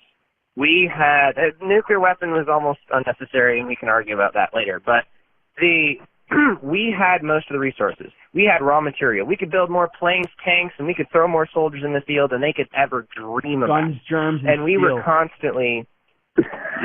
We were constantly innovating. We were constantly pushing stuff forward. We had more resources. At the end of the day, the system that wins is the system with more resources. Well, let me tell you what. Nonprofit organizations in particular. That was my question. That was my question that I was going to ask you. Is like, outside of government, is it going to be like churches and shit? Is that like where things are going to? Let me address that. Nonprofits tend to make up the bulk of it. You got some private businesses that do, for-profits and stuff that do things like with the roads and electrical grid and things like that are good. My roads. But a lot of it's going to be fucking Domino's. Domino's Domino's is cool, more of a PR stunt than anything. But but at least the roads be getting fixed. I'm talking about real long-term examples that like the Detroit Threat Management Center, which is a private security force in Detroit, basically, that doesn't shoot anybody, unlike the cops, and it only costs $10 a month for their security and $10 if they come take care of you. Just way cheaper than the cops, and Detroit police shoot 28 people a year. So, we got examples like that. There are 28 people left in Detroit? Wait a minute. What? I said there are 28 people left in Detroit? I thought everybody moved the fuck out. Yeah, Detroit is fucking wasteland. So here's an interesting thing to talk about too, real quick. Well, all right, now let's let Dan. No, I'm just saying this. Finish out this blueprint. This is an interesting thing to talk about. When it comes to like us being humans and we able to communicate and talk to each other, right? At the end of the day, when everything's said and done, we all need money to function in this system, right? Donate so Dennis Ford's PayPal. Yeah, right I'll send now. you my PayPal right now if you want. I'll send it to you. But ironically, I posted on Facebook earlier, and I was like, I need help. Anybody that wants to donate, I appreciate it. And people sent money, not because I'm Dennis Ford and I'm special and I'm an important person. People just donated. But I need that money to get what I need to function in society, and I think that's the core fundamental thing that we have really not addressed here tonight. Well, let's let Daniel finish. The second piece of the blueprint. I'm a absolutely. speaker, but I'm also a debater. I will talk over you if I need to. Go ahead. Yeah, that's fine. That's fine. The second piece of the blueprint is we need to be able to direct the money that is currently going to government, that is currently going to sometimes that's your money, and sometimes not helping people. We need to be directing that money, whether it's mine, yours, indifferent, whoever's paying in, we need to be able to direct that money to the organizations that are doing a better job. That is how you pick out the second part of this blueprint. There's already a template in Arizona today where if you live in Arizona you can direct now 400 of your tax dollars away from the state of Arizona into any charity that serves the poor in the state. 800 and something organizations. That's dope. And in 2016, people sent $52 million to those organizations, and out of the government's budget. That model, it's called a charitable credit. That model, if we're able to take that model, something Democrats, Republicans, indifferent, potheads, jerks, wrestlers, whatever. Sometimes they're in multiple categories, but anybody can get on board with that and go, yeah, that's kind of a duh. That's what you need. You don't want to, everybody, we just stop using money and stop, we all protest our taxes all at once. It's not going to happen. I've been with people who've tried that. Trust me, ain't going to happen. But something that's a duh, hey, what if we could just send our money to those organizations instead? That's it. I just want to be able to send my money somewhere else. And it's already in place in Arizona. To me, the two parts of the blueprint of creating this system that makes the old system obsolete are we've got to help people find those organizations. Delete. We've got to help people. We've got to help people find those organizations and find the people who are doing good, and we got to direct people to them. And we've got to be able to get people's money there. And whatever part, you guys want to play, like I said, whether it's finding organizations on the show. You're absolutely right. You're absolutely right. I'm not going to pay my taxes. I'm going to donate my money to an organization, and I'm going to tell them Mr. Johnson told me that it's okay and to go. No, he's absolutely right, though. He's absolutely right, because if you focus that, energy into your money and focusing on shit that really needs to happen, that could be fucking amazing. That could fucking change the world.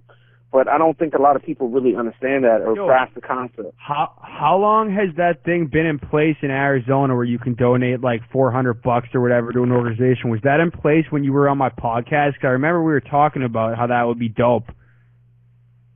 That was in place when I was on your podcast. Oh, really? There we go. It's been around for 20 years. It started out, you get this, it started out as a $200 credit.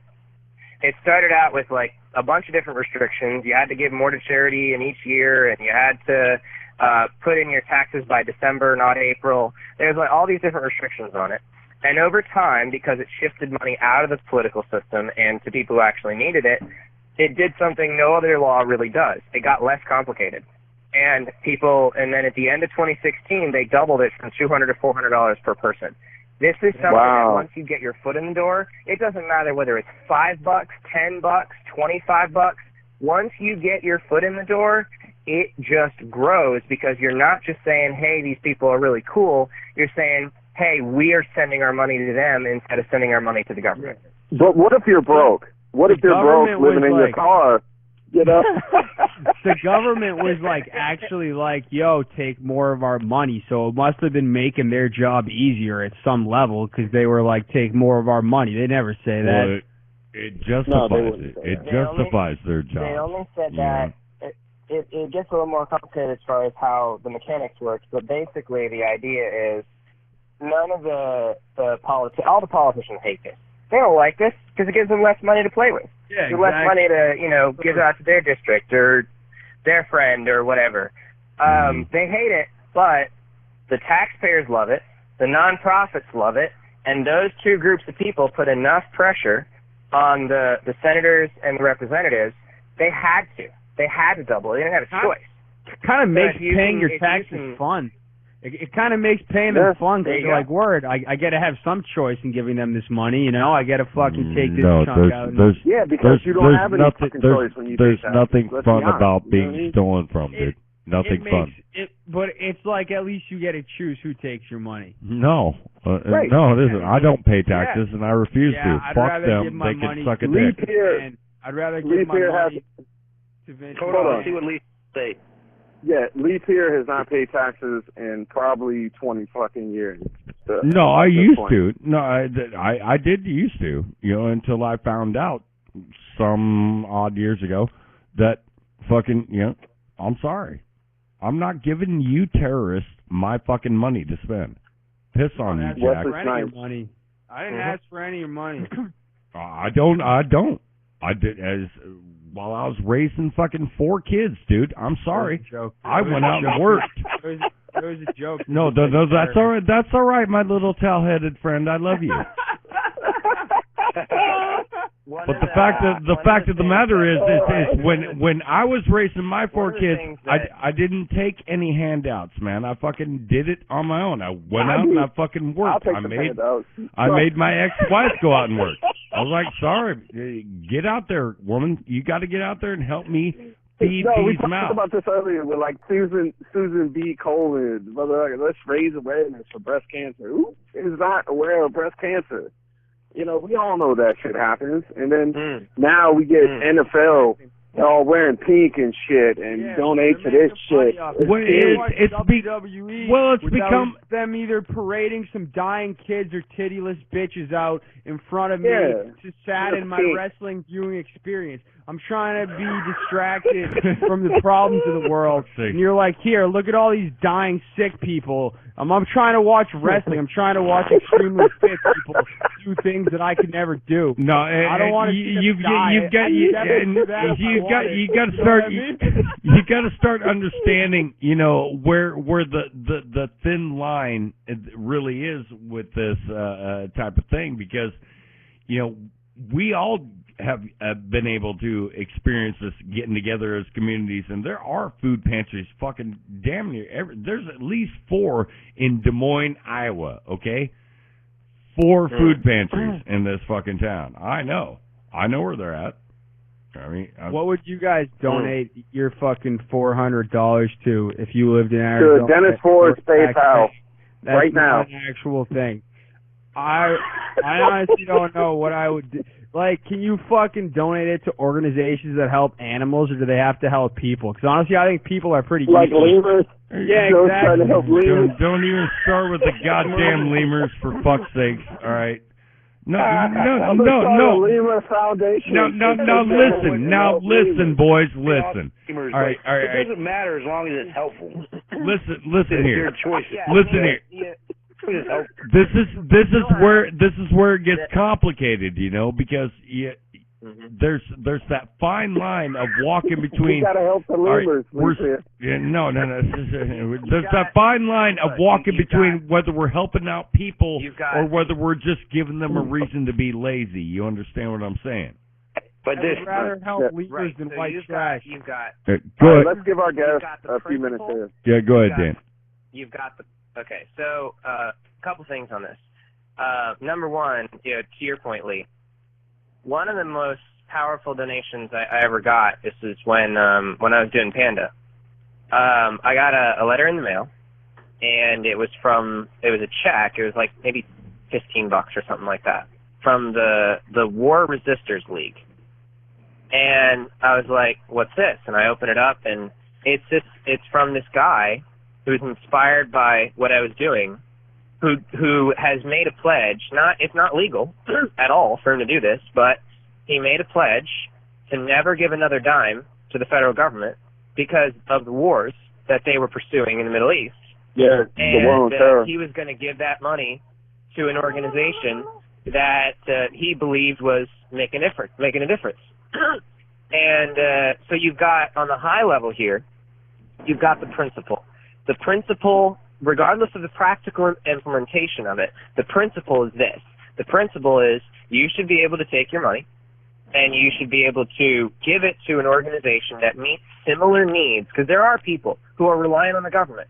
Millions of people right now, if they don't get their welfare check, somebody goes hungry.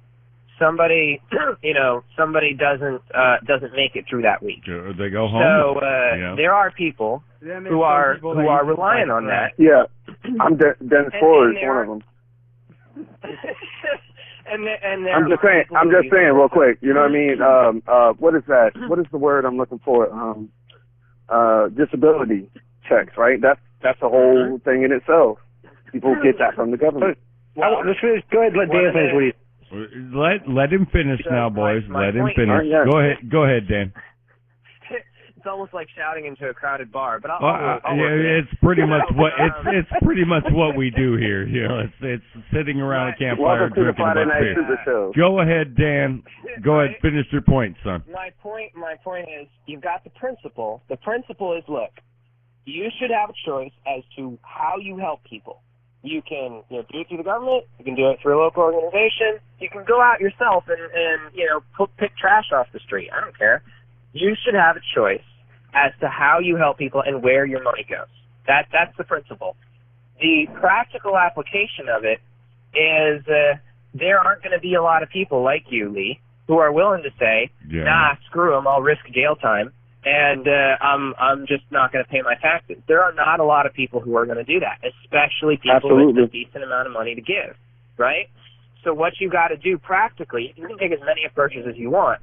The approach that we're taking personally as an organization is getting these credits in place so that it's legal, so that somebody doesn't have to go, well, I could risk going to jail or I could just give my money to the government. You've got a level playing field here where people can go, I can give my money to either and not go to jail for either one.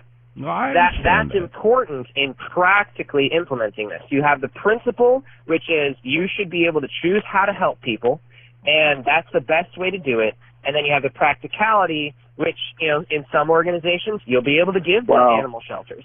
Practicality, I haven't heard that word. In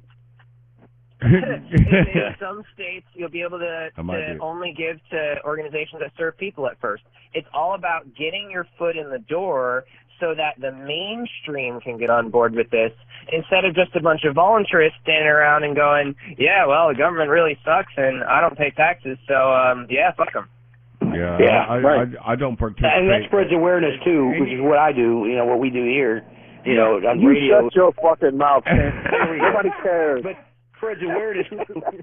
Meanwhile, things are getting done. Yeah, that's what I say is what I love about Dan here, man. He's always got something going on. Like, we got all the movement. We got people doing crazy shit going on. And sometimes you get really down. But like when it comes to Dan, it's like I look over there and see Dan's there. It's like he's always got something positive going on. He's the one guy that's always. That's the way to fucking look at grandchildren.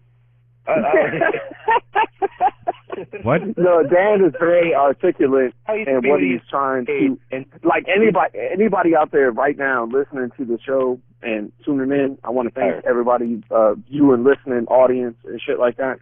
You're really getting some shit, you know what I mean, that you can process later on. People that will go and listen to the show later on, they'll be like, yeah, that was, motherfucker talking shit.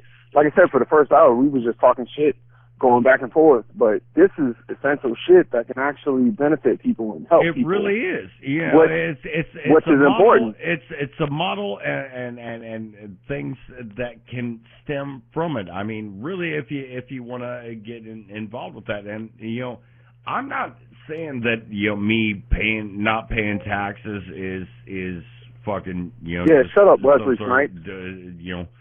No, fuck them. I'm not giving them my money, and that's my choice. I'm going to do that regardless. And you're going to go to prison because of that. While I do admire, I mean, really wholeheartedly admire everything that you're trying to do, especially as far as it goes with the getting your foot in the door, as so to speak, and playing the status game. I gotta say, man, that hasn't really worked out ever. And let me ask Dan something while we got him. Let me ask Dan. Hang on, I'm not done talking yet. Come here, I'm just saying, I got a question. It's my fucking show too. This is Friday Night SuperShow. I know. Well, let me finish talking, and then I'll let you ask your question. But go ahead. Can I finish talking and let him rebut, and can I finish? And you can answer? Can I finish? Ask your question. I mean, we've still got like 20 minutes left. We've still got like 20 minutes left here. All right. Now you made me forget the question. Dad, you think the Jews did 9/11? Yeah, the Jews did 9/11. My question to Dan is his political stance. I mean, what are you? Are you an anarchist? Are you a fucking Democrat? He's a human being, a free man. Good Christ, a you human a being and a Zionist? free man. I would say what I like to think of myself as, but then somebody might record it and use it against me later. Say it. No, Say it. Are you Say part it. of Al Qaeda? Are you ISIS? Is that what you're gonna say? Are you a fucking terrorist? You sold them Toyotas, yeah. didn't you, man? Come on. So No, I'm interested. I'm interested. I want to. this. Hold on. This Good. was a fun question on the Dab and Aladdin show, and every time I get this question, I answer pretty much the same, which is personally, I'm what you'd call a voluntarist. That's what I'm looking for. It doesn't mean it's what the organization is, but that's what I am. And to me, what that means is this. What that means is this: that there's a guy who wrote a book, David Friedman, called Machinery of Freedom. And he talks about in that book that there are three ways that humans interact with each other, three categories of human interaction. There's love, which is when I give you something, not expecting anything in return, right? Oh. There's my PayPal. My PayPal link. There's trade, which I give you something and I expect something in return, right? We're mutually. So the first one is sex for free. The second one is I pay you for sex. And then what's the third one? And the third one, man, you're gonna walk right into this. The third one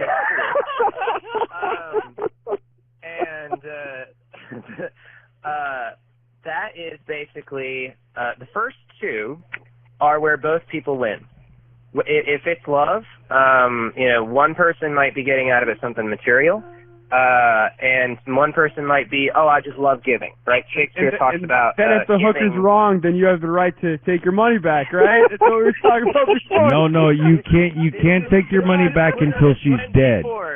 Exactly where this I kept my receipt. Yeah, go ahead, Dan, go ahead, finish up for Christ's sakes, you fucking hooker banging fuckers.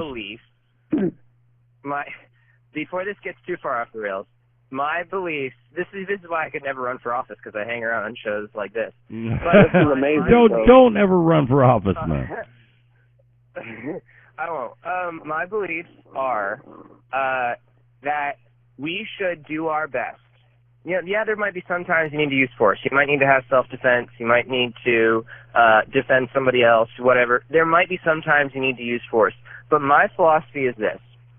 The more human interaction that we can move into trade and love and out of force, now there's no reason and no need to use force for that, the more people both benefit. The more we get, force is the only type of human interaction where one party does not benefit. One of the people in that does not benefit.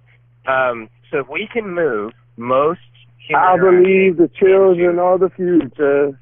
With the Lord, let him lead the way. I know what Dan's talking about.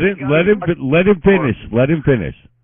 He didn't. It's putting flowers in the guns or setting up a global shipping network. I don't care. But love or trade, the more we move into that and the more we move away from force, and frankly, government is institutionalized and organized force. That the more we can move away from that and the more we can move into love and trade, that is my only political philosophy, and that's what I work to do all the time. That's a good way to answer the question. Yeah, guess what? Guess what's on? Sure about your political views. Guess what's on? You're a pure anarchist. That's what you are. Yeah, you're pretty much an anarchist, right? So that's you're not really. Structure. I think he believes in structure. I think he believes. Well, I want this pointed out, and I hate having to point this out multiple occasions, but I do. Anarchy means no rulers, not no rules. Okay, so structure is not the demonization of anarchism. I'm sorry, we just don't want anybody out there trying to tell us what to do. Look, 90% of us in this country, 90% of this country, you shut your fucking mouth, bitch. The 90% of this country, fucking, all we want to do is, hey, go to work to get away from our families and have something to do with ourselves for the day. And then come home. Instead of beating your Sit dick back. all day. Exactly.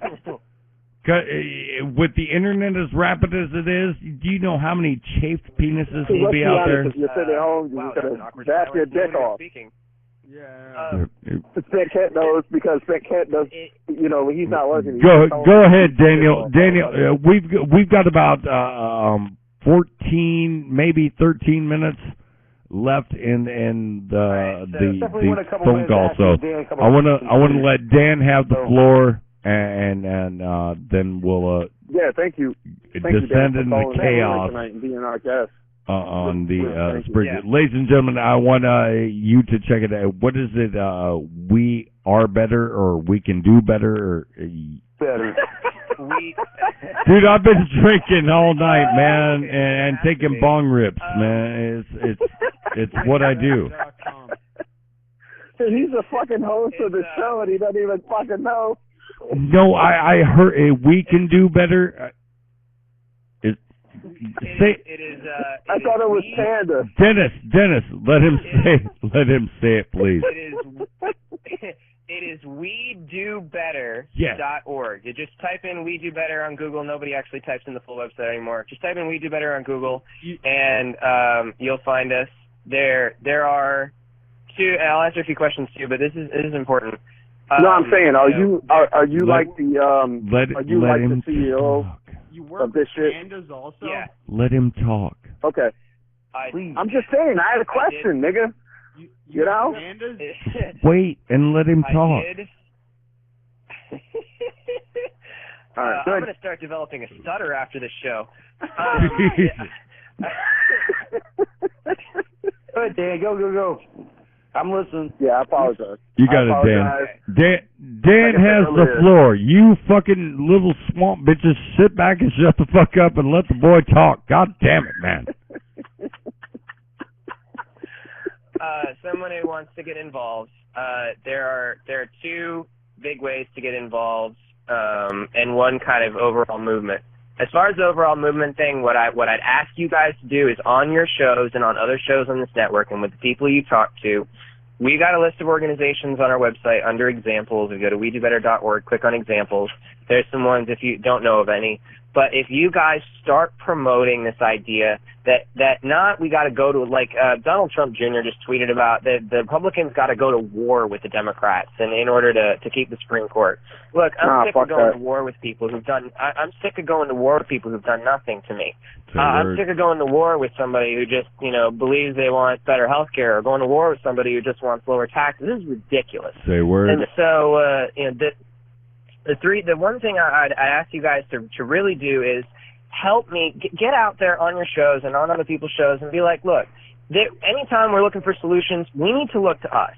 We need to look to the organizations in our community. We need to, and here's some examples. Here's some of the things you guys need to be looking for. Because if we start getting that attitude, what I think is kind of the original American attitude, if we start getting that attitude out there as like,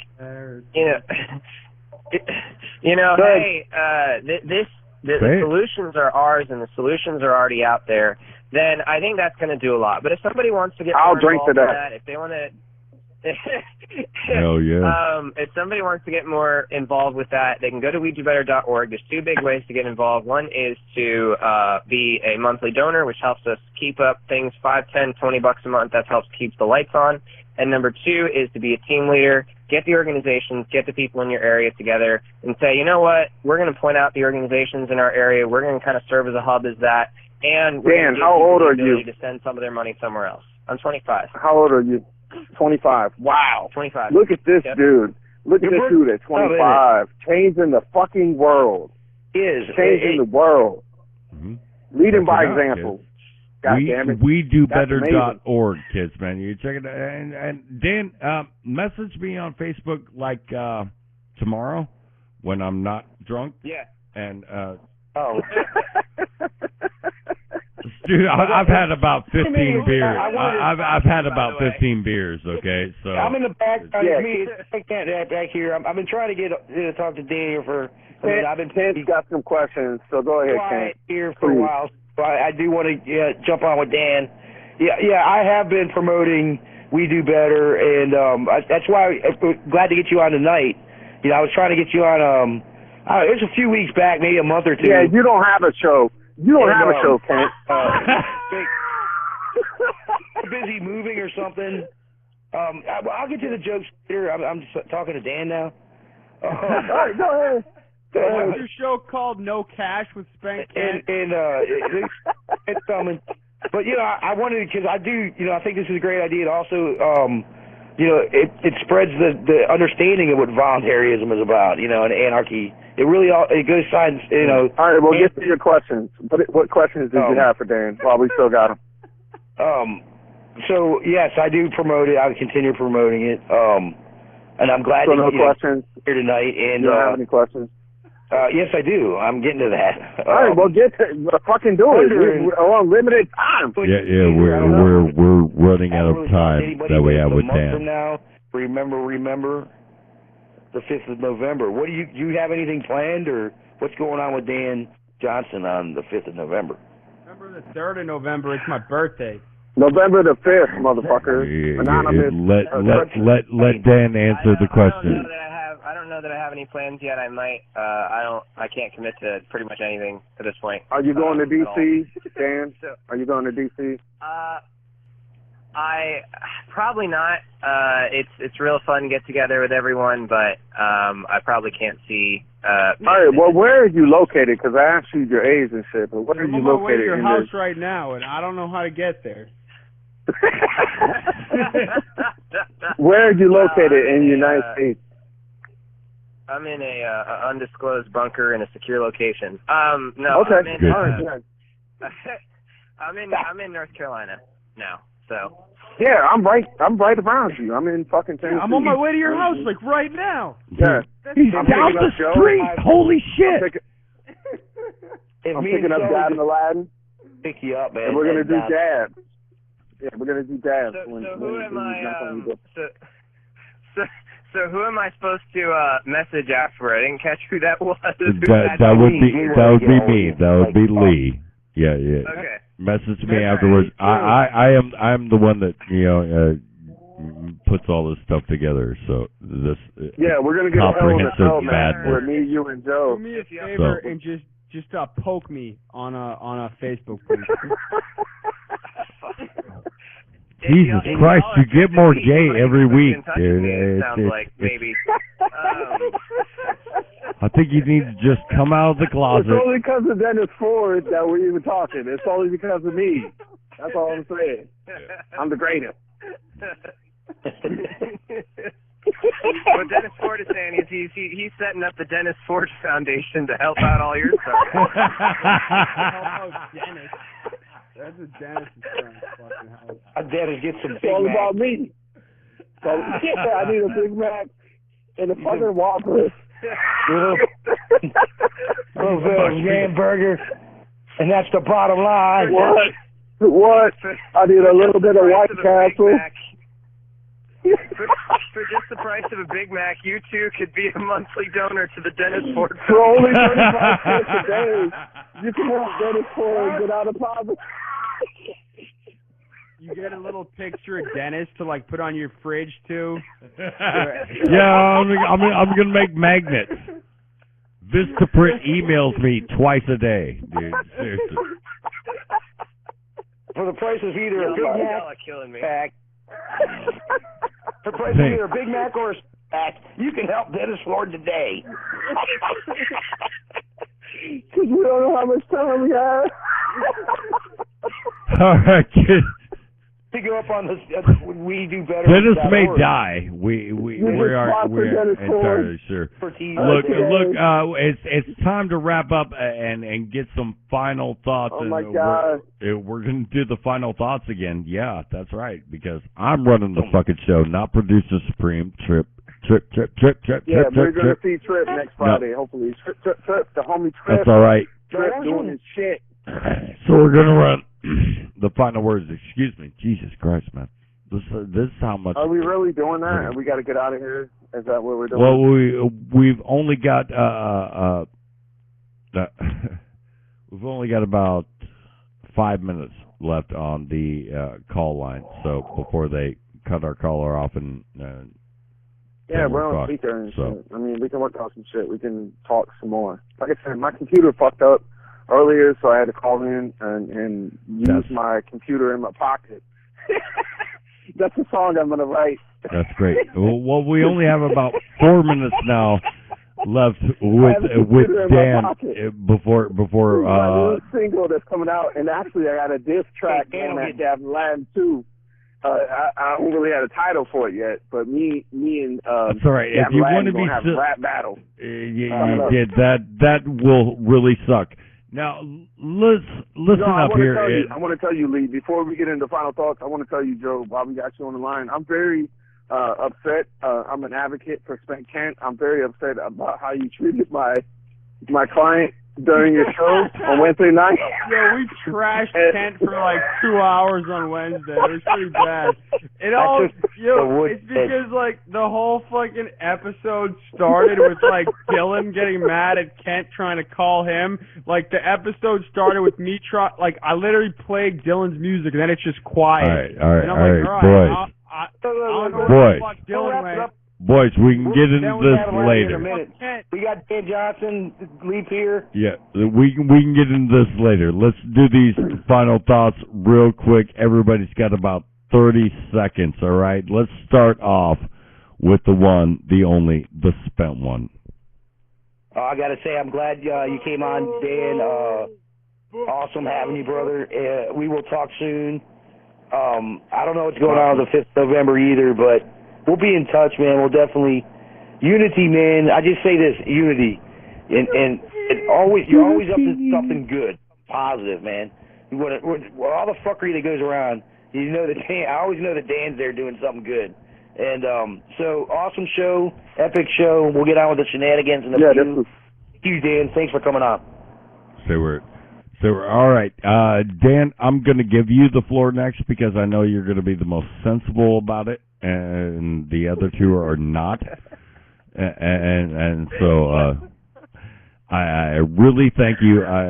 Thank you once again for joining us here on this little drunken campfire that we like to call the Friday Night Super Show. And please message me tomorrow, and we'll talk about putting this promo together that we can play each and every week right here on the one and only Friday Night Super Show. Thank you for the shameless self-plug. Awesome. But Dan, give us your final thoughts. Well, thanks for having me. And, pimp the fucking website, I too, guess brother. my final thought, outside of hey, Dab and Aladdin, make sure the guest isn't on the show before you start ripping them. That's right, you fucking sandy dick. Outside of that, my final thoughts are honestly, this is one of the more. Thank you for using Blog Talk Radio. Goodbye. No, we're so good. We're so good. Go ahead. Well, but he's gone though. He was on the he was on the Blog Talk line. So he's messaging me now. I want to tell him he's welcome on my show whenever. And then, yeah, my final thoughts were Kent's old and Jews did 9/11. If he's got tell him if he's got a Skype line, Kent. If he's got a Skype line or anything like that, fucking let him know. Fucking we can bring him back in. We're still live on Spreaker. Okay, let me try this real quick. All right, continue with your Skype insults.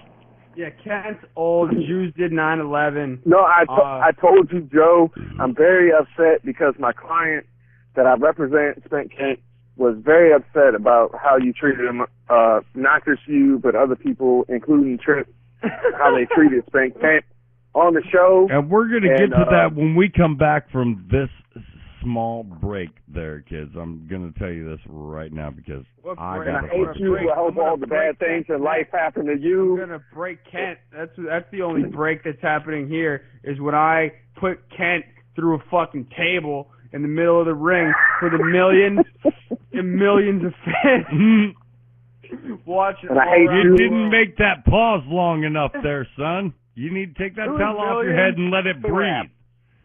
And right? Millions of fans. The millions. 10 millions. Also, I can't speak for Spent Ken. He's able to do that. He's a grown fucking man. He can represent himself. But Dude, what I'm saying is fucking that Yoda. we can come back from break. At this point, I guess we're all here. We can just come back from break, play some music. Don't tell me our lawyers are doing it. I'm gonna rock a I'm tune saying. and go rock a piss, dude. So that's gonna happen. I'll talk about how Kent sucks. Yeah, he does suck. When we He come really back, does. it's a full shoot fucking episode of the Friday Night Super Show. We're gonna fucking go hardcore on motherfuckers tonight. Some youngsters are about to go out to the woodshed coming up after the break. If you At least I can't, can still get wood. I'll tell you what, You bitches. old fuck. I'll tell you what, Corner bitches. in fucking 20 years. If you can't take the heat, At least get mine's the bigger than a fuck Fez. out the kitchen, man, because here it comes. Thanks to Daniel Johnson. Thanks to everybody that's been a part of the fucking Friday Night Super Show. I'm the Mouth. We'll be back in a few. You practically raised the dead, rob the grave to snow the cradle, and burn the evidence down. Soapbox house of cards and glass, so don't go tossing your stones around. You must have been high. You must have been.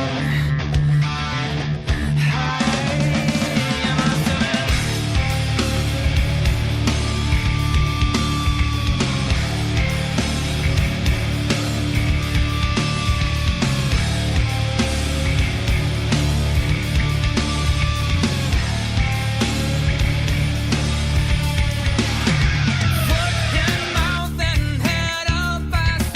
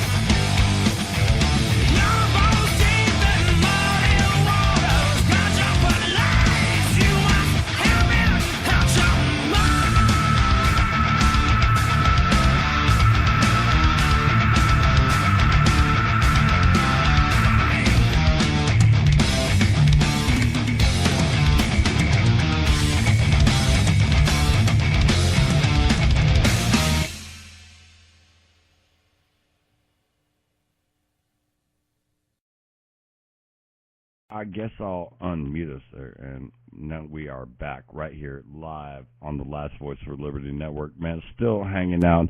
I don't know who the fuck is still here. It looks like we got Davin Aladdin. The spent one is. We got the spent one. I'm here. We got. I'm still here. You can't kill me. You can't kill me. I'm already dead. I'm already dead. I'm already dead. I'm already dead. I only drank the finest breast milks. The finest. Squeeze fresh Cambodian breast milk. Right. Yeah, I just got a message from Dan. He doesn't have time to get he's got to bust his Skype out and everything. He's calling it a night. But he said thanks for having him on, and he'll be around and all that good stuff. I told him, yeah, cool, keep in touch, and I'm pretty sure Joe will have you on anytime too. So he'll be, I guess, getting a hold of whoever he's supposed to be getting a hold of. I don't know with the velveteen T-shirt. I don't know if I can. Oh, you're speaking for Joe now. Go poke him. Poke and wave. Keep it greasy. Keep it greasy so it goes down easy. You know what I'm saying? Fucking cigarettes back there. Word. All right. So anyway, back to how I'm the hardcore champion, and tomorrow when we do this fucking useless Australian pay-per-view that actually starts in 5 hours and 20 minutes, I'm gonna win these. Yeah, I'm gonna win. This belt. I'm gonna win. Yo, Lee, you see this fucking? You see that belt hanging right there? Mm-hmm. Yep. That belt is gonna be mine. That belt's going to be mine. No. Dennis's picks are wrong. Dennis's picks were elementary. Kent's picks are a little bit more respectable, but they're still wrong.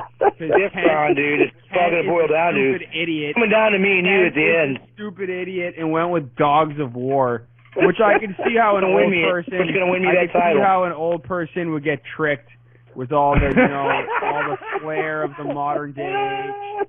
But. Money in the bank right there. The war over the shield. It's not money in the bank. It's not money in the bank. It's Super Show. You should know because you're on a Super Show right now. The Friday You're Night on the Super Friday Show. night, Saturday night, Sunday night, motherfucking Super Show, bitch. Yeah. That's what it's gonna boil down to, dude. There's no way we can either I win that or you win it because there's no catching each other because. You keep all these facts and shit. God help you if I ever start. God help you if I ever start watching wrestling again. You know what really bothered me, and you know what, Joe, no one's gonna want to be partners with Ken. Yeah, I'm sorry, Joe. The biggest thing that has bothered me this week. I mean, seriously, it's been haunting my fucking nightmares. Is Shawn Michaels' bald head. All right, that shit is creeping me the fuck out. That's making him. I want to see Shawn Michaels bald and cross-eyed and shit. No. That shit is making me. That's giving me nightmares. That's like creepy molester uncle bullshit, man. I mean, seriously. Backache kid. It was so fucked. He needs to change it from that. He looks like Right Said Fred talking about, I'm too sexy for my car. He needs to change his talking music. About, Fred? That's just horrible. Between him and Hunter Hearst Helmsley, they got fucking, a pair of nuts. They stick their head together. I wasn't going to make this personal. Old man nuts. Lee, I'm about to call you on fucking Skype, so answer, please. Or call me. Yeah, I'll add you. I think. Oh yeah, Hold I on can.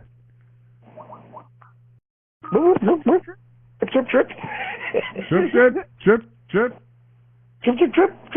Anyway, you guys know how Jews did 9/11? Yeah. Yeah, and I did the whole Davin Aladdin show being the best champion. I'm the best champ. You're not shit. You're the dumpster champ. The only thing that's in a dumpster is you when you're searching for dinner in Florida. Dude, you go. Let me add you. In a nice dumpster. And you dive in it. Actually, looking for your belt, I had to wipe. I found your belt for you. I had to wipe off all the maple syrup and eggs from Denny's in the back dumpster there. But there you got it. Shined it up real nice. Know what you do once you turn it sideways. Ugh. Then you put your candy ass and look at it again. It's time to shine it some more. It's my dumpster belt. It's my dumpster title. Dumpster It's a nice belt. You're jealous of it. Dude, it's the hardcore belt, man. Yeah, it is. Kent's just mad because he's scared of thumbtacks. I'm not scared of thumbtacks. At least my belt's clean. It doesn't stink. You know, I may be old, but I am in shape. And I will fight you for that title. Yeah, yo. Honestly, you do like painting and shit. That shit actually leaves you jacked. Yeah, nigga. Now we're on Skype. Oh, shit. Motherfucker. This controller's only 20. Oh, because it's fucking wired. I'm trying to get a new Xbox controller. I broke my other one. Joe, I hate you. Did you lose in Madden? And somebody tried to shoot you? I was like impatient yanking out the mic, and I broke the whole port, so I can't like fucking I'll fucking put your nuts on a dresser and bang them shit with a spiked mallet, like blah. Jesus, man. Yeah, bro. This is my apartment. It's fucking baller. I'm a baller. I'm a champion. There's the belt up there that Kent will never win. Coming my way in about 5 hours. Yeah. I'll cut you up real nice, man. I'll cut you up real nice, man. You motherfucker, I'll send you to go see the Jew. I kill a communist for fun, but for a green card, I carve you up real fucking nice, man. If I don't win it this time, is it going to be second place once again? I kill an anarchist for fun, but for a green card, I cut you up real nice.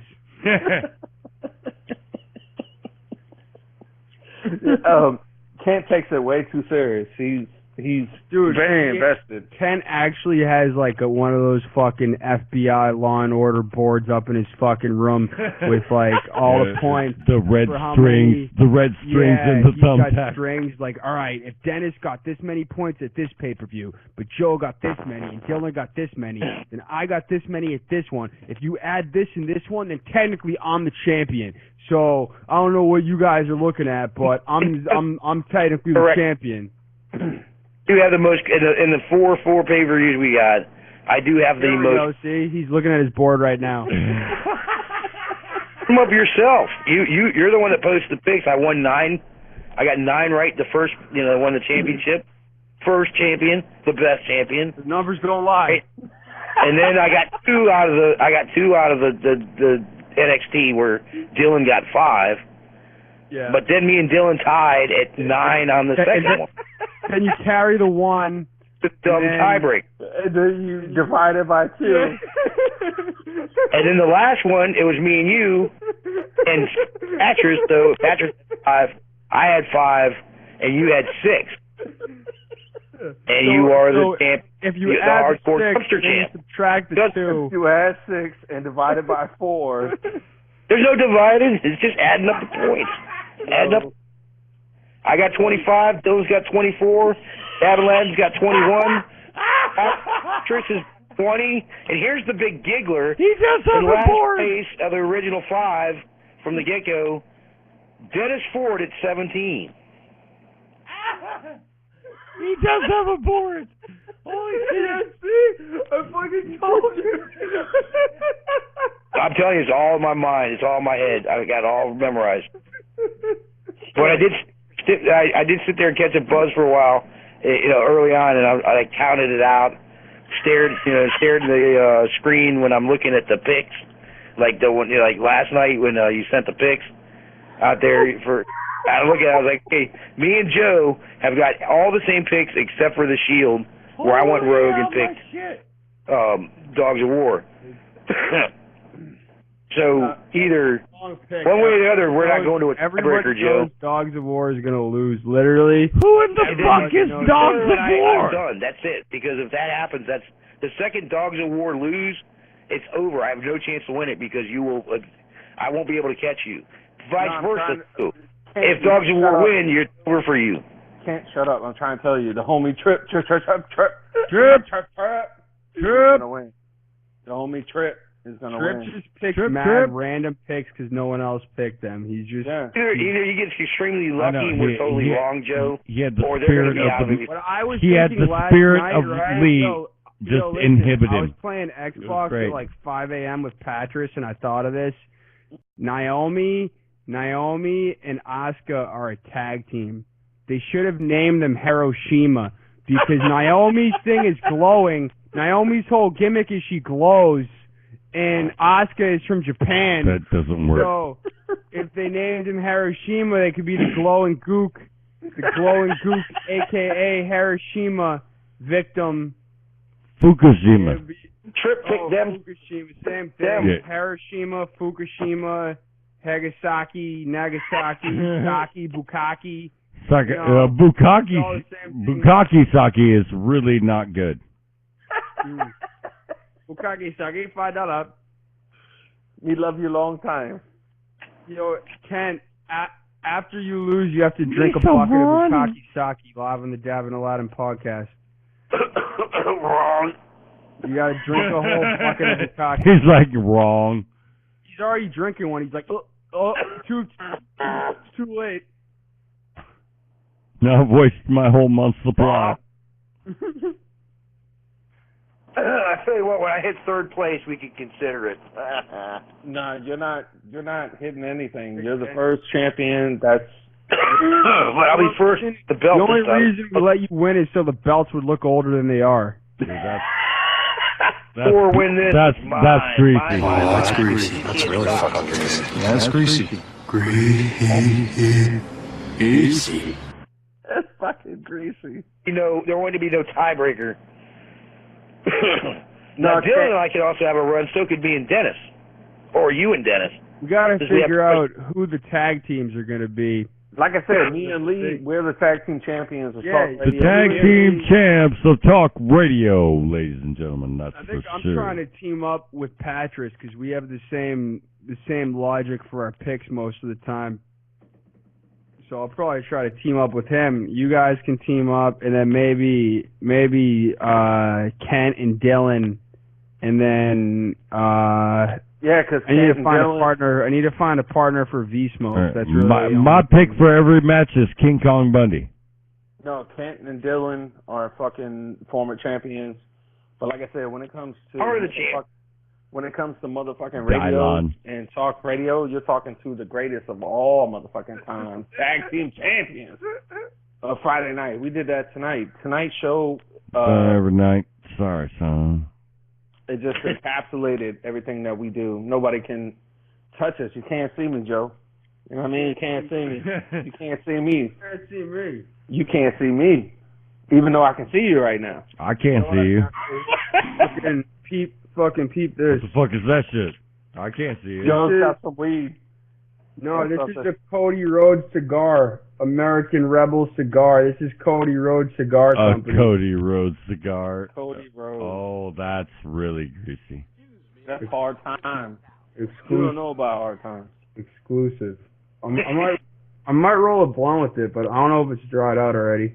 Roll the blunt and mail it to me via my PayPal, Joe. Yo, I would not mail any drugs to Tennessee. The Bible Belt. That's the last. You're a man. You're a man. Mailing drugs. I'd rather drive them down there with it in my butthole. Weed is not a drug, motherfucker.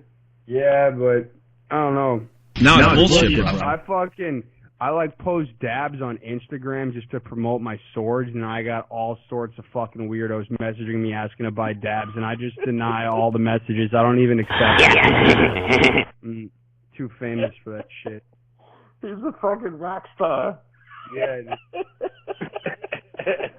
Tell them to fuck off. I got people sending me free shit to use it. This company sent me $250 free dab shit. Everyone's sending me all free shit to use it because I'm famous on Instagram. Everybody wants to dab it away. They sent me this vaporizer. This thing's nice as shit. It's the connoisseur vaporizer. I'm a connoisseur, motherfucker. No, which one You is ain't a it? connoisseur. What? Name the brand and everything. That Dank Fung. Dank Fung extracts. Dank Fung extract. Yo, Huh? you know what's funny? Hang on one sec. Speaking of dank funk, hang on. Hey, don't you dare whip your fucking sandy dick out. God damn it. He's a sandy dick out. Yo, speaking of... Wait, what? I said, don't you dare whip your sandy dick out. No, I was saying, speaking of dank funk, I actually stole this copy of Fight Club from a Chinese kid named Matt Fung. And he had a party, and I went to it, and I stole this DVD from his house. And, yeah, it's a good DVD. I enjoy Fight Club. Yeah, it's a good movie. You were calling me it's a shitty movie. While we were talking. Yeah, so, see? That's you know, That's you. You know, you only can live. What's that quote? You only when you lose everything, or some shit. Yeah, you only know how to live one. You're only free once. I don't know, some Tyler Durden shit. Yeah, you're only free once you lose everything. No, bullshit, bro. Yeah. I just like Fight Club. What the fuck are you bitches babbling about? I honestly like it for mad reasons. I've watched it a bunch of times. It's the best movie ever. You motherfucker. It's honestly not the best movie ever. It's What the fuck are you bitches babbling about? Goodfellas, Scarface, Casino, fucking all those movies. It's only when we lose everything. Departed. You gotta love Departed if you're from Boston. I don't know if I'm if not you from guys Boston. like Departed. Departed's the best movie ever, you fucking queer. Boston sucks, and so does. You have on a Yankees hat, you fucking loser. No, it's not Yankees. It's blacked out. See, you can look at it. Still Black. says Yankees. It says Yankees. All right, I have some more hats too, Joe. Don't fucking put me in a category, you fucking. Whatever. Yankees, man. Yankees suck. I don't even watch baseball. I always shit on baseball. It's just a bunch of fat Dominicans. You don't even need to be in shape. You just fucking are all out there playing catch. I can't blame you since the Kirby Puckett days. I really can't blame that. Baseball sucks. It's not even a sport. It's a game. It's Joe's like an it asshole. should be in the same category as like ping pong and pool. It's funny because he's a It's boss. not even a fucking sport. Ping pong and pool? Major Dude, guy. they fucking put poker on ESPN, man. I mean, yeah. At Well, least baseball, that's why there's some baseball's physical still on there. activity. The Red Sox are so dominant where you got diehard Patriot fans just like him, but the same guys are baseball fans, and here he is like dumping on. I live closest to Gillette. I live like 20 minutes from where the Patriots play. I probably live like a little longer from where they're fucking. Win like 100-some games right now. I mean, they're on fire. I don't know, dude. Baseball sucks. I don't watch it. The Red Sox are in the playoffs. Everybody's all excited, but I don't get excited over that shit. Fucking hate the Red Sox. They had way more wins than everybody. Last I looked, which is like a couple weeks. For old people. All it is a bunch of fucking... Yeah, baseball's for old people. There you go. Yeah, that's why Kent likes it. That's why he's all excited now. He's like, oh, he's talking about baseball. I don't watch baseball anymore. I hardly ever watched it. I liked it when the baseball. Mariners were winning, but that was way back. You invented you were only like baseball. little 5. You and your landscaper, Senor Benjamin. He was mowing your lawn, and he was like, "Oh, throw the ball to me, see." And you threw the ball to him, and then you started playing catch, and then you took a broom and you hit the ball. And then he was like, oh, you invented baseball, see? And you were like, yeah, we did. Don't pay your taxes. And then you just fucking invented the sport of baseball. You guys were in Cooperstown, New York. Don't pay your taxes. Fucking white people. Yeah, man. Gringo. Oh, I love it, love it, love it. Well, I'm just saying, man, a lot of people where you are, dude, are huge Red Sox fans. And they're thing like crazy. So it's funny that you don't like baseball, but like everybody, I'm sure you like everybody you bump into has either got Patriots or Red Sox on, you know. Yeah, pretty much. And fuck the Patriots and their little fucking pantoon fucking poontang pussy Tom Brady.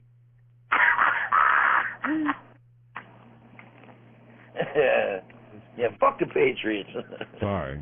I didn't mean to speak out of turn. Yeah, I'm just saying. I'll go in agreement with you. Fuck the Patriots.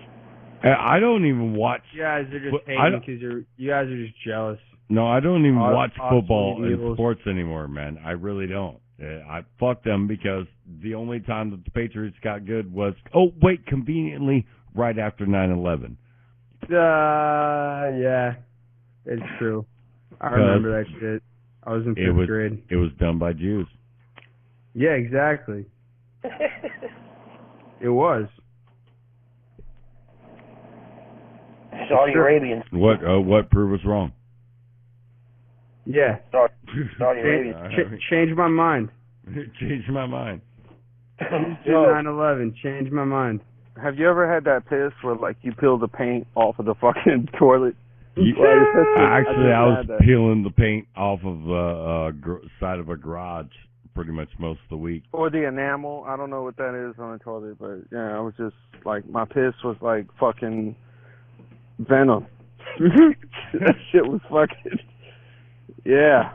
What's the fucking cat doing, man? My cat's the fucking devil, dude. I love your cat, man. He's a little fucking... You have a cat? I have rat dogs. I have a black cat. He's black. He's a nigga.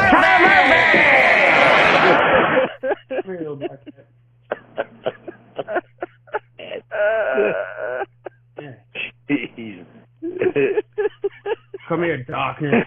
Alright, well. Twin brother darkness. I should get another black cat and name it Charlie Murphy. Yeah, you gotta shut the fuck up. Let the big boys talk. Right. That would be hilarious. Who's playing those clips? Is that you, Lee?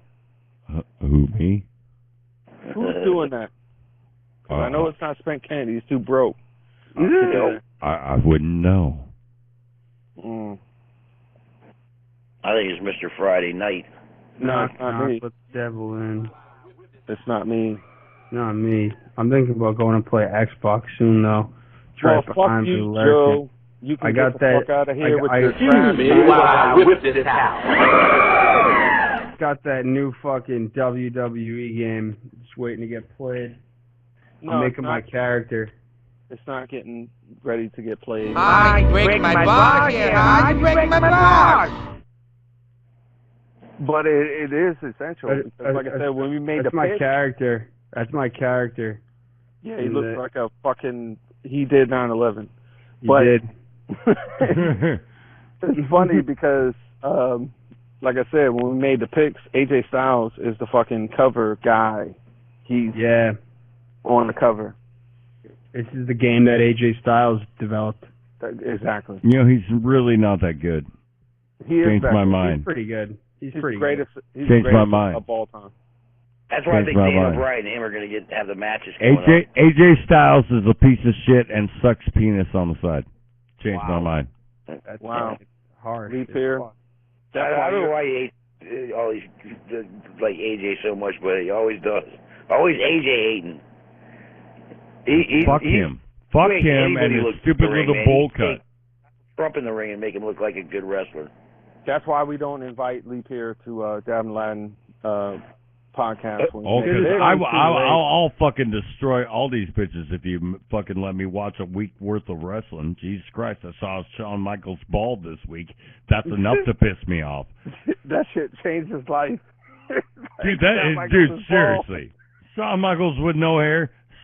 Get your ass back in the fucking goddamn hole that you fucking crawled into a couple years ago and shut the fuck up, buy a horse, and don't fucking bother anybody. I didn't want to see that shit. I'd rather them not bring him back and force me to look at a fucking bald, cross-eyed Shawn Michaels. It's ruining my childhood. He has cancer.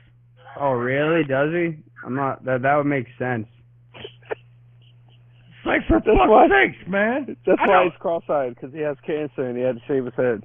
Whatever, dude. He's got a permanent permanent butt plug shoved up his ass. That's what he's got. I hope he's got prostate cancer that fucking turns his eyes cocked. Jesus fuck him. Shaving your head like that, fucking Shawn Michaels gonna ruin everybody's image of, well, I'm going bald. Then shut the fuck up, sit on the sidelines, and eat some Vince McMahon money, you stupid fucking bitch. No, I'm trying to tell you, he got at least $5 million for one more match. We're going to see Shawn Michaels have one more match. After this event, Saturday, tomorrow, we're gonna get Shawn Michaels in because one more match. The 20 fucking some years of watching him flop like a fish and fucking then stomp his foot and do the same fucking moves over and over again wasn't enough. I mean, at least The Rock went to Hollywood and fucking, you know. He killed Brock in the ring, though, man.